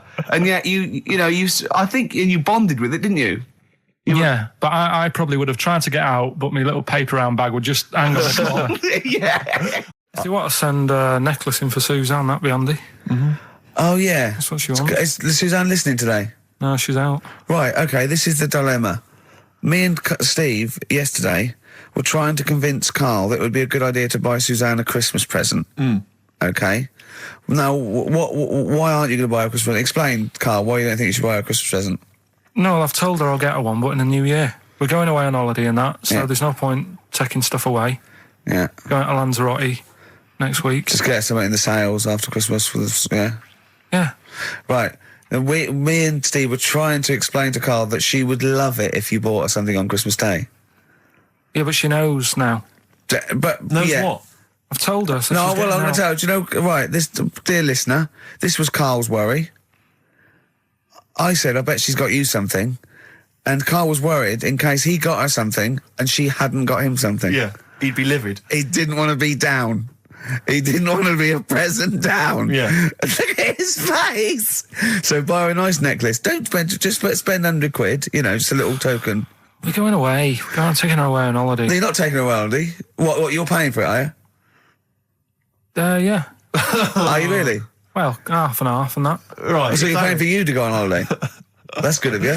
So the gift is your company, really? She's done all right. She's done all right. Why do you talk like you're 60 years old? And you've been working down the mines? I don't know, she's done all right. Do you go over to her and say, Suzanne, you're bloody lucky? I mean... You've fallen on your feet. To Look be who fair, you've Rick, got. What? I'm not sure she has done all right. I don't want to be critical, but... Oh, dear. So what are you going to get in the sales? What are you going to get her? Yeah, it depends. I'm thinking, I mean, I'll give her the choice. You can have Kingsley and old Bob Marley. Right, I'll let her decide there. Oh, dear. I can't wait to see you. Where are you going, Lanzarote? Yeah. Where's that? Don't know, Suzanne sorted it out. I said, Lanzarote, I said, is that Africa or is it Spain or Portugal? Just thought you don't know. I went, what do you mean don't know? I goes, well, what's the currency? I went, don't know. I said, Suzanne booked this one, did she? Yeah. I thought, where is it? Is Lanzarote African or Foreign. Somewhere foreign. I was looking last night, and doesn't look that good. There was like one of the highlights of the things it says you've got to do is go and have. Apparently, they've got restaurants in caves, and that's like one of the things they say you must do. So, if that's a highlight, do you know what I mean? Right. So I'll do that. Go and see what that's like. Yeah. When you're on the beach, Carl, do you wear the very, very tight Speedos? No. Do you walk What do around you with wear? them? Sort of longish shorts, Yeah. t-shirt on, probably with a sort of a light shirt on top of that. Right, sure. So quite wrapped up then. Covered up. Do you wear a hat? Because obviously the bald head, there's risk of sunburn. No, I just put a bit of lotion on it. Lotion on there. Yeah. Just have a bit of a wander down the beach, have a look. Yeah. See if there's any old blokes with their tackle out and a backpack. A lot to look forward to, so Yeah. there you go. Yeah. Well, we're looking forward to finding out how you get on. Yeah, I'll let you And know. Interested to know what she gives you on Christmas Day. Probably get More anything. scintillating chat after this next song. Right, bit of placebo, Yeah, love it. special needs. Placebo, special needs on XFM 104.9. Email in where Lanzarote is. I don't know if it's Italy or Spain or Europe or maybe Africa. You know, these are the sort of things. These are the reasons I come into it to at least learn something, innit, Carl? We've stopped educating Ricky, so I've stopped learning. You know. Apparently Lanzarote is one of the Canary Islands. Oh, is it? Although we've also been told it's part of Spain. Right. I don't know yeah. who to believe. I don't know who to believe either. That puts me back because I knew it was either one of them. Yeah. Yeah, I just What about it? Pilot knows, doesn't he? Pilot knows where he's going. I thought so, yeah. Doesn't matter then. Right, we're playing Jayhawks. Let's play it. Love it. Got bored with that conversation, did you? Long and winding road. I love that, but I don't like the way McCartney sings here. There's just one, he goes, you leave me waiting here. Well, he's always got that slightly affected. But it sounds style, like doesn't it? Richard Burton or something, here. Yeah. But it's only one that does it, but I don't know why. I just think he likes it or wants to go back and change it. Maybe it's like... But having said that, you know, I'm not taking away from the Beatles, one of the best bands ever. Well, yeah, good luck to Brilliant songwriters. Oh, really well. Yeah. We've had a lot of emails, Carl. I don't want to sort of put a dampener on your Christmas, but a lot of people have been slagging off Lanzarote. One of them just said, well, one of them, I don't know if I can find It is Canaria, isn't it? It is one of the Canaries, isn't it? It's a volcanic island covered in volcanic dust. It's very windy, so you have to dig a hole to sit in on the beach, and there's hardly anything to do. That's from Mike Godham, and he says, unless you like quad biking, well, you know, you've seen what happened to No, Ozzy don't Osbourne go this week, quad so don't do biking. that. Not with your little head. There's no protection at all, is there?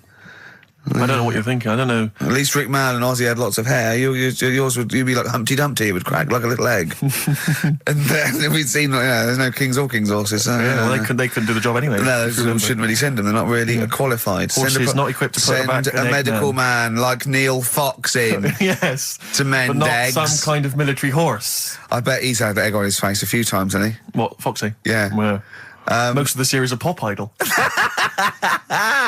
Right, Carl. Lanzarote, good or bad? Well, you got to give it a go, haven't you? Yeah, well done. Give everywhere a go. Exactly. That's what I was saying. You know, don't just take the word for it. I mean, if it had said Nananova, Lanzarote shit, he'd have believed it. Sure. You know, if he'd have overheard it in a pub, Yeah. Lanzarote a crap, he'd have believed it. He'd have seen it on a website that was mainly concerned with monkeys and witches, he'd have believed it. Yeah. As it is. Everybody raves about New York, and when I went there, I thought it was rubbish. Well, you're an idiot then, because that is Subjective possibly though, the isn't it? greatest city in the world, Subjective. along with London. Subjective, though. That's why they have holiday programmes and that, innit? So you see it and you decide for yourself and that. Yeah, but you saw Venice on a holiday programme, as you put it. You went there and you went, it was rubbish, full of black bin liners. Well, it is. Right. Didn't they show them? It stunk. Didn't Judith Chalmers say that? Oh, it stinks here and there's loads of rubbish everywhere. No, she didn't. Did she mention that? Oh, that's what I mean. So it depends what you want from holiday, doesn't it? Well, yeah. But So... you're an idiot if you don't like New York, so next. Anyway, come on, break up, guys. Kiss and make up. Libertines, Don't Look Back Into the Sun on XFM.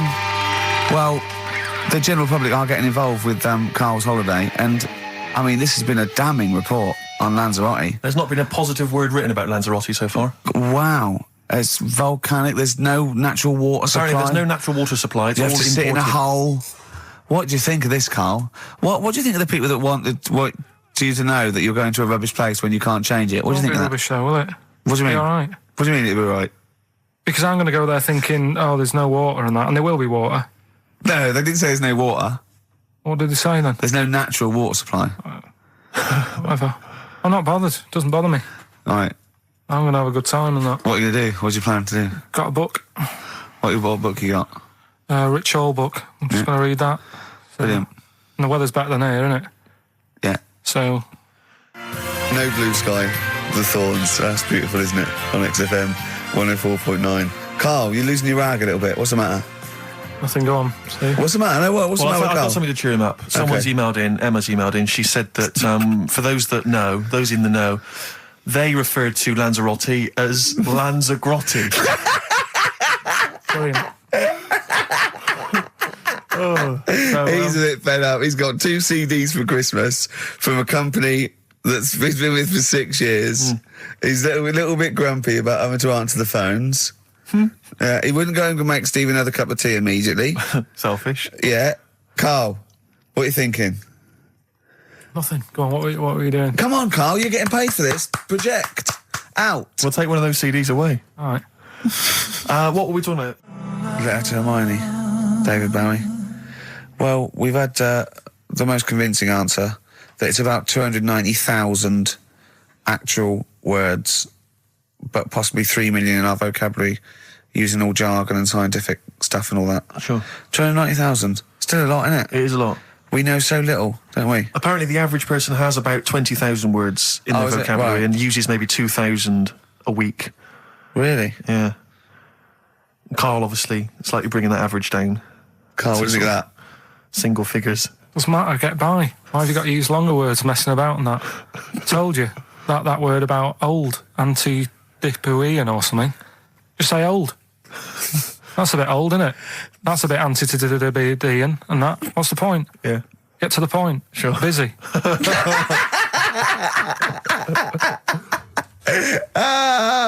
Right, okay. Are you in a film this week, Karl? We're doing that now. Yeah, go on.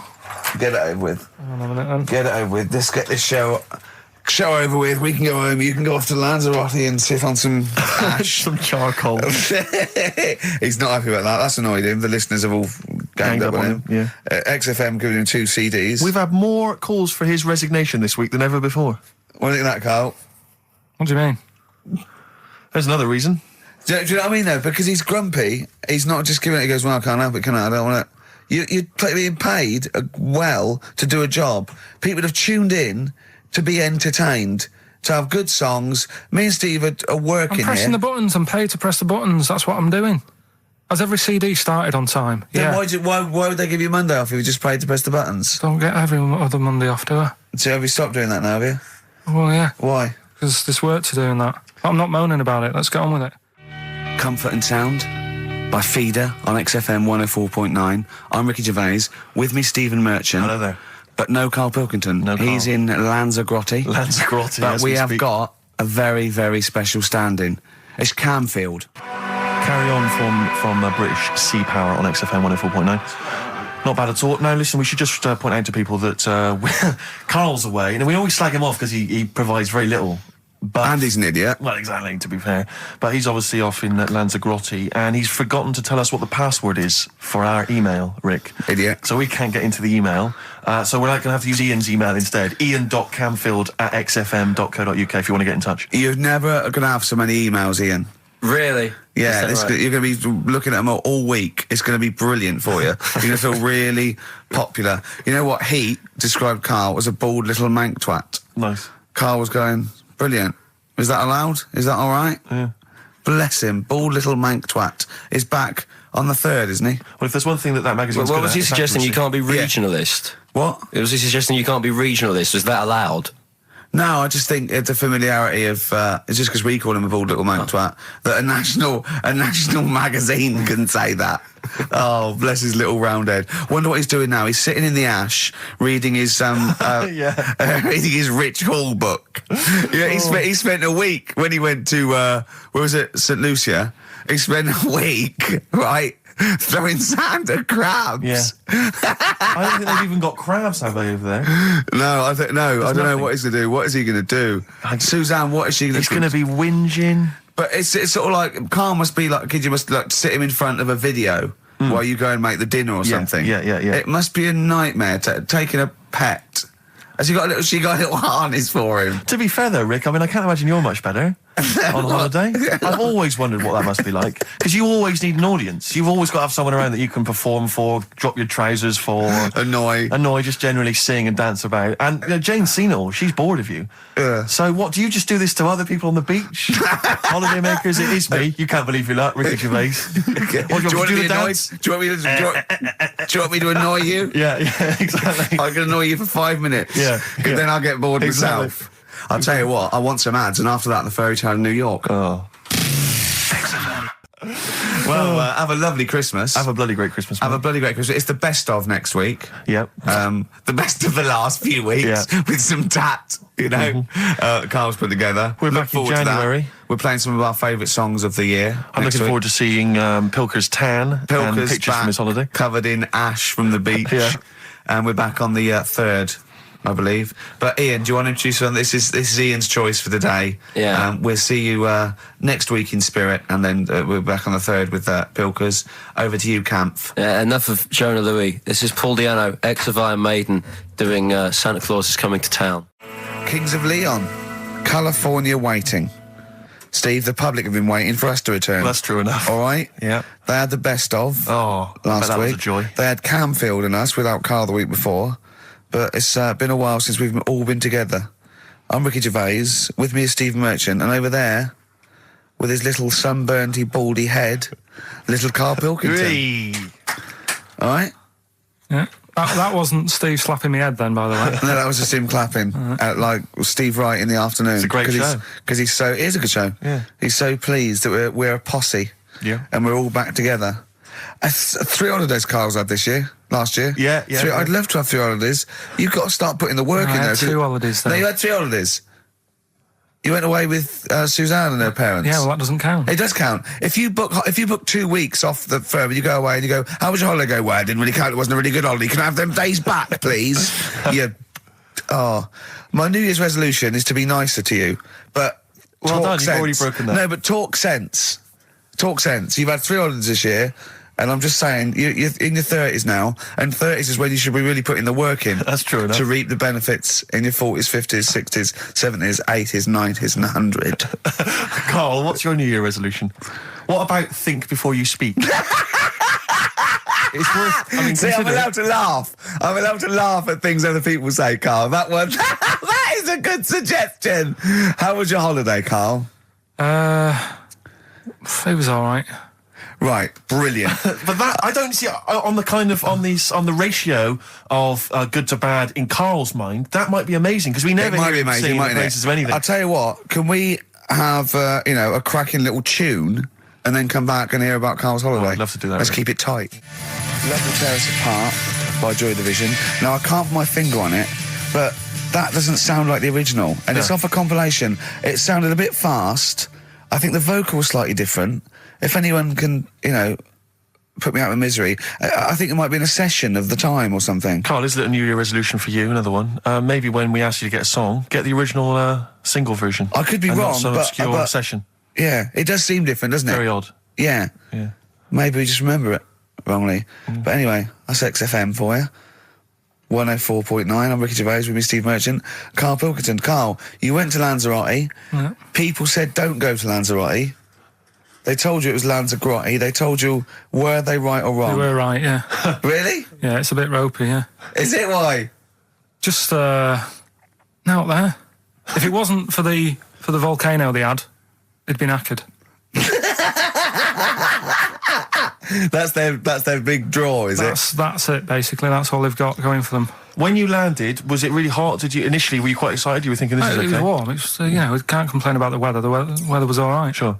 You know what I mean? That's what I went for, but it'd be nice if there just was something else. Yeah. What did you do all day then? Did you read your ritual book? No, I didn't read that. I read that book. Do you know the book that I bought and all the chapters were messed up?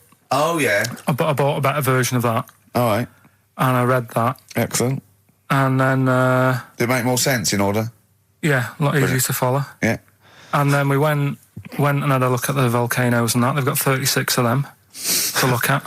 How many did you look at before you realised that pretty much, you've seen one volcano, you've seen them all? Probably about 6 or 7. Really? Yeah. And then when you got to the 8th, you thought, now I know what this is going to be, Suzanne. This is going to be like a mountain with a hole in the top. Yeah. Really? But it happened years ago as well. It's like, just keep a couple, fill the rest in, tidy it up. Fill the rest in! Yeah, no, Well, getting some builders. No, seriously though. Okay, 4 million tons of concrete, please. They're an absolute death trap. Yeah, what do you mean fill them in? Do you know what a volcano is? It's just a hole, isn't it? That's happened. Well, it's more than the hole. It's more a portal to the magma in the centre of the earth. Back in 1730 it happened, and they still haven't sorted it out. Well, when you say it happened, volcanoes were made a lot longer ago than 1730. No, but the one that did Lanzarote in.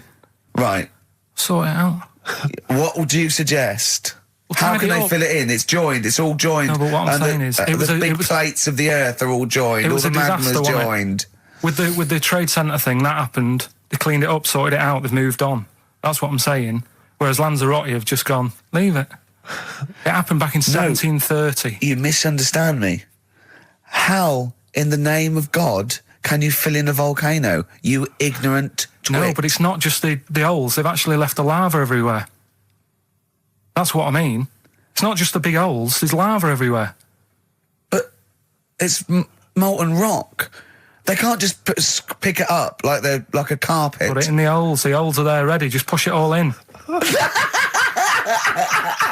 what I'm saying. What exactly is there then? Is it just a kind of moon-like kind of surround with just kind of dust and rock? That's exactly what you see. I was there when the Mars thing went wrong. Yeah. I would have just sent a camera crew there, filmed a bit of that, right, and say, here we are, this is it. Yeah. Ignore the little coffee shop in the background, right? This is Mars, because that's what it's like, just loads of dust, holes everywhere. Tidy it up. Little round-headed aliens complaining. Yeah. It's Whinging. just like Mars. Yeah. So is there what's the best bit about the holiday? Come on, pretend you're Judith Chalmers. I have been doing. I would have done all. I would have said that. Don't bother. Right. I mean, the hotel was good. Yeah? That was all right. What was that like? It's all right. Just, clean. That's all you want, isn't it? See, that's not quite what Judith Chalmers does. She doesn't go, what's the hotel like? All right, yeah, clean, innit? All right.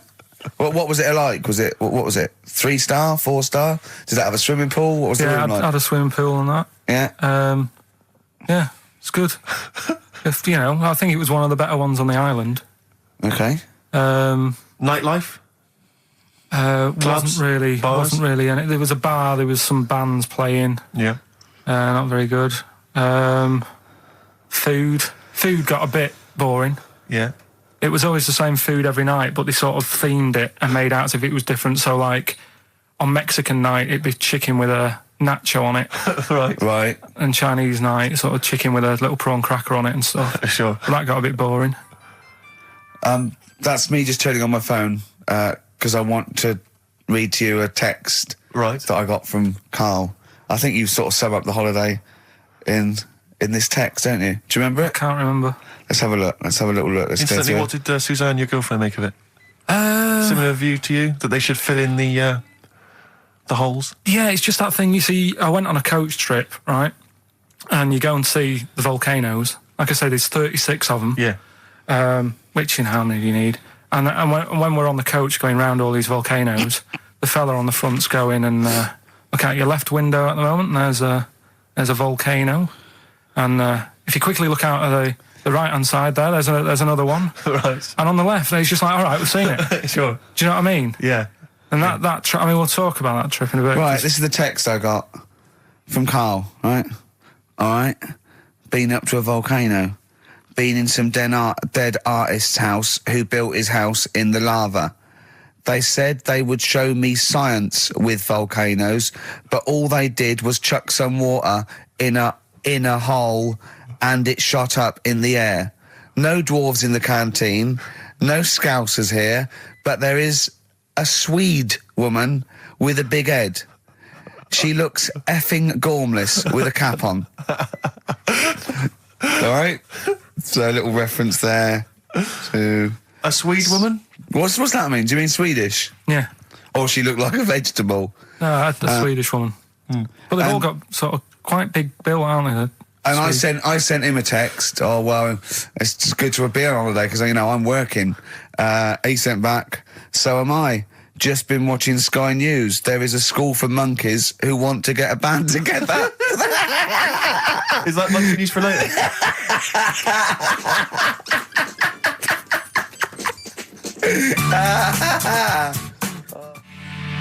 Oh My Corazon by Tim Burgess. I can't get enough of that. I love that chorus. On XFM 104.9. Ricky Gervais, Steve Merchant and little Karl Pilkington. But it was a nice holiday. Yeah, it's all right. It's just, you know, I went there to relax and that. Exactly. Did a little bit of that. Trying to think of some new, you know, features and stuff. Sure, always working. 3 holidays a year, Jesus. Oh, well, not really 3 or 2. It's all holidays, really. one big sort of like work thing to me and Steve. 2 holidays, isn't it? Work hard, you need the holidays. So, yeah, the things that annoyed me was like, you get bored sat around the pool after a couple of days. I'd read my book. Yeah. You know, there wasn't much going on the Not even any complex. crabs to throw sand at, was there? No crabs or anything. They wouldn't bother with Lanzarote, right? So decided to go on a little trip. That's when I saw the volcanoes and that, 36 of them. So we go on the trip, and the thing that annoys me, it does happen every holiday that you go on. If you go on a sort of a package thing, they have these trips, right? And you pay about 40 odd quid, and they give you some wine, so it make it feel like you're getting your money's worth. But how many of these trips have you been on then? Loads. Probably about 12. More holidays than I've had. Go on. Yeah, So go anyway, on. so you're on the coach, right? And they take you for the volcanoes. They took us in the middle of nowhere. Yeah. Right.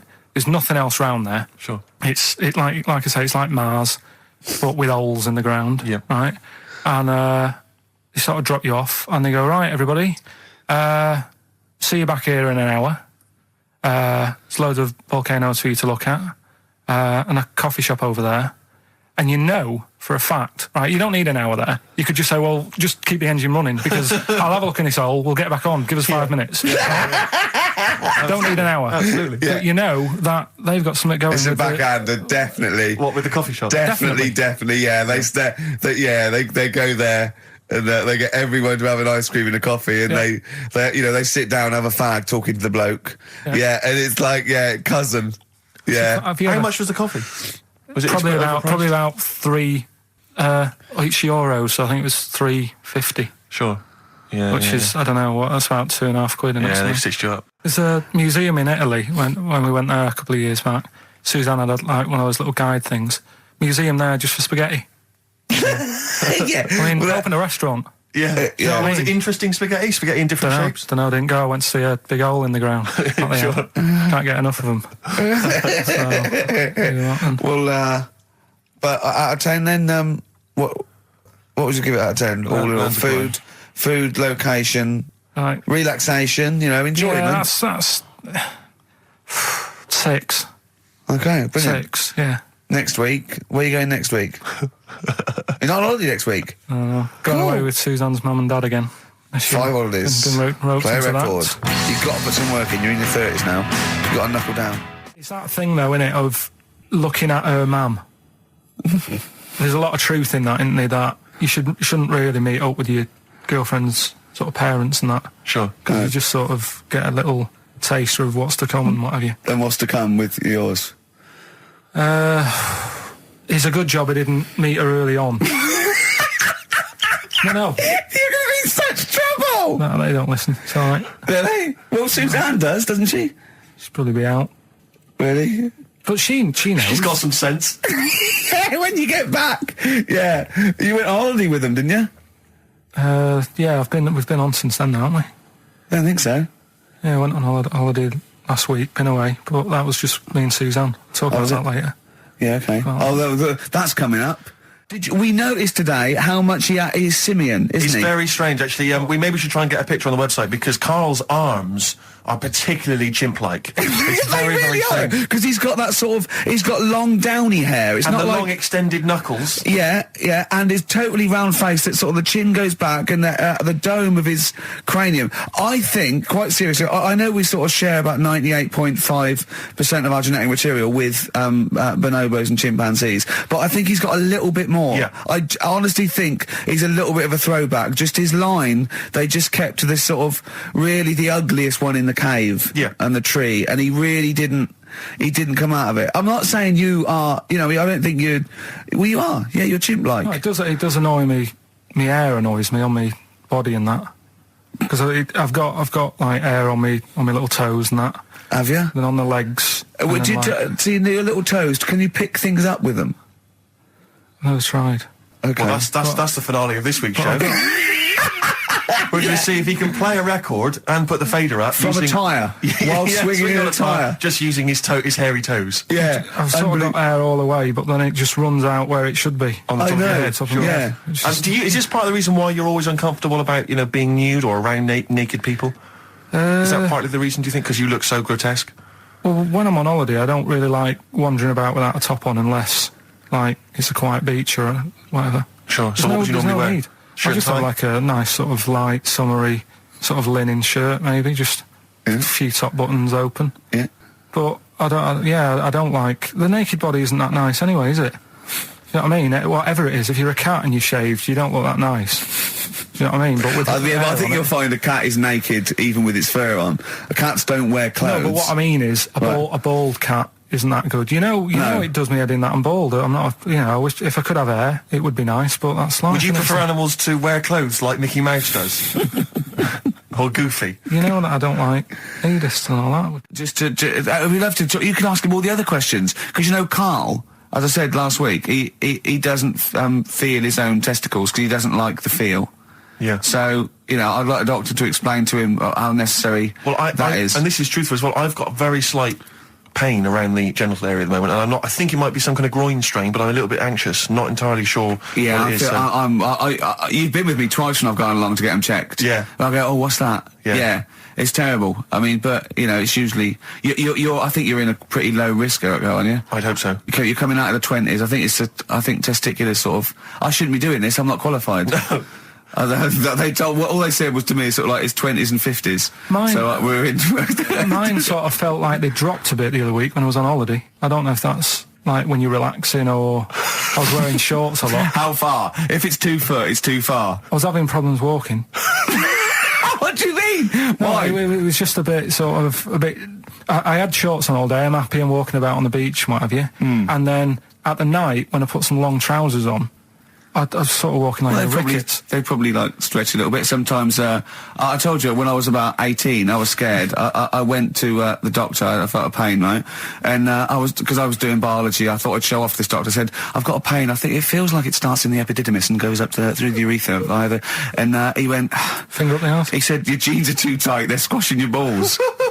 So we want a doctor like that. So what's the phone number again? It's 0871 222 1049. A qualified What do you doctor. mean your balls dropped though? We've got to come back to this. I don't know, they just felt like it's not too bad at the moment. I was all right on the way in, but it was I feel twinges all the time, but you never know whether it's just because they're no, in. but they felt like they weren't my own. Do you know what I mean? They sort of felt a bit like these are. There wasn't a bloke standing really close to you, was there? And You did get them mixed up, did you, on the way back? On the flight back? Someone else has got them. Take a leaf out of nudist books. They just walk round. They've got nothing on it. About nudists. Why? Well, let's play this ad break and that. And Have you had another encounter? if we've got time, I'll tell you about it. Have you really? Oh. XFM. Now, Karl, you haven't told us about your holiday yet. You were meant to do it last week and you didn't. You started on this, but we didn't have time because we had to do monkey news about a monkey who was a director who cared about lighting and stuff. Is there more monkey news this week? Is it as... okay. Is it real monkey news? Did it happen, or is it mostly embellishment in your round little head? It's proper stuff. Yeah. Okay. Good. So holiday. Where did you go on holiday? Sardinia. Good. Yeah, it's all right. Yeah. Nice food and that. It's important, isn't it? Yeah. And nice beaches and what have you. Excellent. Always like a nice long beach to walk down. Yeah. But so we're having a nice walk, right? You know how nudists do me head in. Sure. Right. Not a problem though, is it? It's not like being scared of spiders where they might jump out under the kitchen sink at you. You know what I mean? It's not a big problem having your head done in by nudists. Yeah, but it just annoys me. It sort of ruins the day a little bit because it makes me feel uncomfortable. Right. Take your clothes off if you feel uncomfortable. It's much more relaxing. Yeah, but well, anyway, right. So I'm walking along the beach, right? Lovely long beach, what have you? You know, watching the sea, picking up shells and that. And what are you wearing? What's your natural beach club? When he says picking up shells, I imagine he's on all fours going, Yeah. like that. You know what I mean? Looking at things, just like washing his nuts in the sea to get them tasty. Yeah, going into the sea and then kind of shaking himself and all the water flows off. Yeah. I've just got flip-flops on, pair of shorts, and like a little light shirt. Sure. So anyway, walking along, and Suzanne goes, "Oh look," right? And there's this woman, German, I think, coming out of the. How can you tell she was German? Underarm hair. I'll get to it. Forget Okay. the underarm hair. She came out. It looked like she was smuggling seaweed. I'm gonna burst! I'm going to burst! Oh God! And the funny thing is, right? She smuggling seaweed! Oh God! She was a bit hairy down there, was she? Mental. I felt bad because I hadn't had a shave for 2 days. Right? Looked at her. It was ridiculous. She might as well have kept her trunks on. It was just like she was wearing furry trunks, right? So anyway, so I'm walking along. So yeah, go on then. So Suzanne's like, "Oh look," and I'm like, "Oh, not again," you know, because every time we go away, there always seems to be one of these. Is she by herself, this woman? Well, the weird thing was, she was with her husband, right? Yeah. But he had shorts on. He was happy, right? But every time, like, because I walked past her and he sort of ran off because he's embarrassed. Do you know what I mean? There's nothing normal about it. What can he do? He can't go, "All right, mate," because he knows it's odd, right? How old was he? Sorry, how old was she? It's hard to tell when someone hasn't got clothes on. Sure. You know what I mean? They always look older, don't they, when they haven't got clothes on anyway. But I'd say she was about 40, 41. Okay, right. So I walked past, and the annoying thing is, she got there on a bike, right? No clothes on, little pair of boots next to the bike. So if you can wear boots, just pop some shorts on. You know what I mean? That takes more effort for me, putting boots on. But put the shorts on, right? So anyway, so the husband kept running off. I walked past, and I'm getting annoyed because I'm saying, "Well, we've got to walk past them again on the way back." I like the fact they're scuttling away when Carl walks past. Like when you lift up a bit of sort of iron sheeting in the woods and loads of mice run away. Yeah. It's like whenever Carl goes, that nudists run away. Yeah. Oh, right, okay. So we sort of come walking back and what have you, and you know, I have another look and what have you, and he runs off again. Why are you another look if it offends you so much? Oh, you might as well just have a look. You know what I mean? It's just putting it on show and what have you. But the interesting thing was, I just wondered whether the husband... If the husband were nude, you'd looked at his tackle. Because remember, when you went to see those two strippers, and it was a woman and a man, and they whipped their shorts off, you said you looked at his tackle first. I think any bloke would. Wow. You would. You just check it out. It's natural, isn't it? You just go, "Oh, right." So it is normal or whatever. Because you don't know if... you know what I mean? You don't know if what you've got's right until you see someone else's. No, do you know what I mean? Yeah. But anyway, so, but he got us talking, because I was... Then, as soon as I saw her, sort of, day's been ruined a bit, so I'm walking up the beach. It's been ruined! Walking up the beach with Suzanne going, "How does it happen? Do you know what I mean? Why do people do this? What fun are they getting out of it, and what have you?" And I just was thinking, is there any chance that fella, right, didn't even know that she was a nudist until they went away? Do you know what I mean? Because I said to Suzanne, if I met Suzanne, it's like we're getting on, yeah, everything's fine. And then you go off on holiday and you go, you haven't got much luggage. And she's like, no, it's fine, this is plenty. And I'm thinking, that's weird. And then we go down the beach and she whips her knickers off. I'd be annoyed, but there's nothing I could do. Do you know what I mean? Sure. So I'm just wondering whether that's what happened to this fella.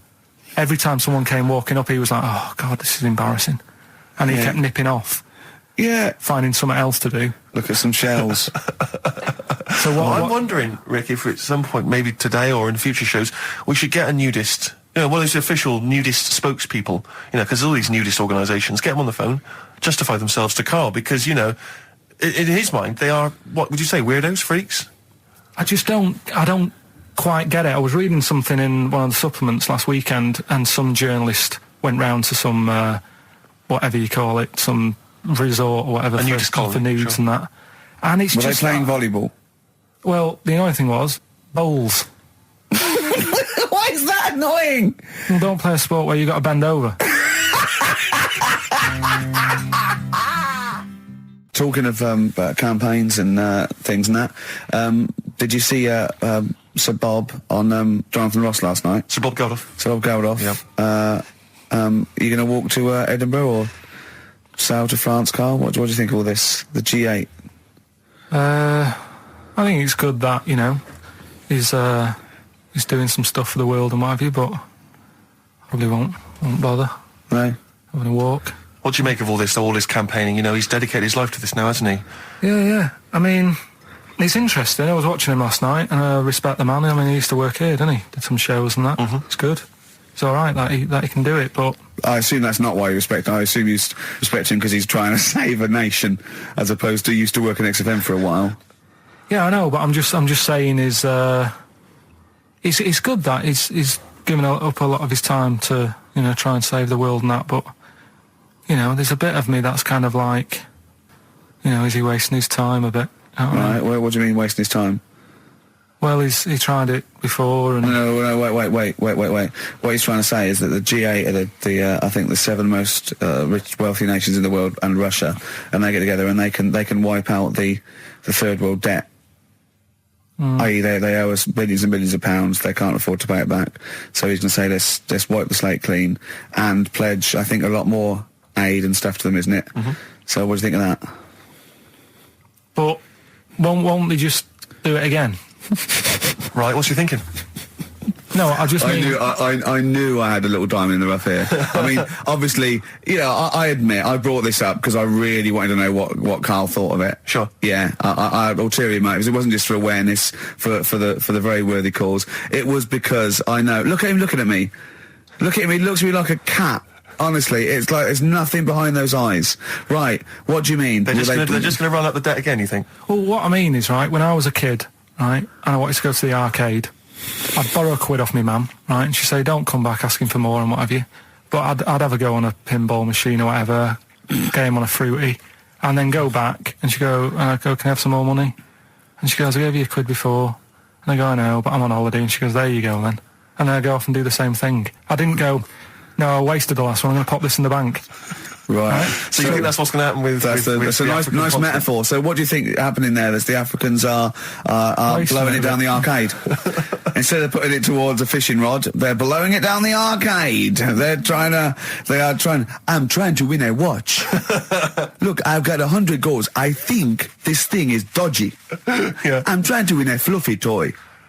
Bob's saying you're never going to get the Snoopy. You're never going to get the Snoopy. It's always going to fall out of the little claw before it gets to the top. The claw is not strong enough. Yeah. Do not waste it. No, Midge. Midge, you have to write a song. Write another song, mate. They've blown it down the arcade. Brilliant. Pushing the Senses by Feeder on XFM. Ricky Gervais, Steve Merchant, Karl Pilkington. Right. All right. How you doing, Karl? Yeah, all right, yeah. Another holiday? Well, it wasn't holiday. Well, it was. You had 5 days off work. Why isn't it holiday? You had 5 days not working for a living. You know how many days holiday gets a year now? 29. Oh, that's more than teachers, isn't it? It makes me sick. Well, I know the kind of hours you work, Rick. It's mad. I mean, if you're not in work by midday, you're furious. No, but I mean, I'm always... 29's normal for the normal working person. Yeah, but, you know... And anyway, it wasn't a proper holiday. I went to see my mum and dad. It's nice to see them and everything, but it's not holiday, is it? Why? It's not going away. It's not getting on a plane, is it? Going away. Oh, is that definitely a holiday? What happened before 1950? I don't know. People used to go... Yeah, exactly. People used to go to Blackpool or Brighton. That was holiday. Yeah, but I didn't Where did you to... go? Went to Wales. There you go. Lovely holiday. Lovely holiday. Have a holiday in Wales. That's what they say, innit? Come to Wales and have a holiday. That's what they say, innit? So come to Wales and meet your parents. Come to Wales and have a lovely holiday. Right. Well, anyway, it was good and that. It's always good to see him. Right? Yeah. But Week off work. do you know? Like my mum likes gnomes and stuff. Yeah. Right. Of course she does. She's lived with one for 30 years. She said, get your dad to take us to this park where they've got 6-foot gnomes and stuff, right? Have a walk about. Sounds like a nightmare. Yeah. Sounds like a living nightmare. Keep an eye on Karl. So anyway, he stood still for 2 minutes. Someone bought him. No. You can't buy them and that. It's like a little exhibition thing, Yeah. right? And it's part of a hall, right? This big hall that you have to pay to get in. But we didn't want to see the hall. I just wanted to see the gnomes. Of course you did, yeah. So anyway, my dad says, yeah, well, we can get in there for free. Of course he did. Clever. Right? So we parked up on this little country lane, right? No one about. We walked How much down, did it go in? Like £2? about £3 each. Yeah.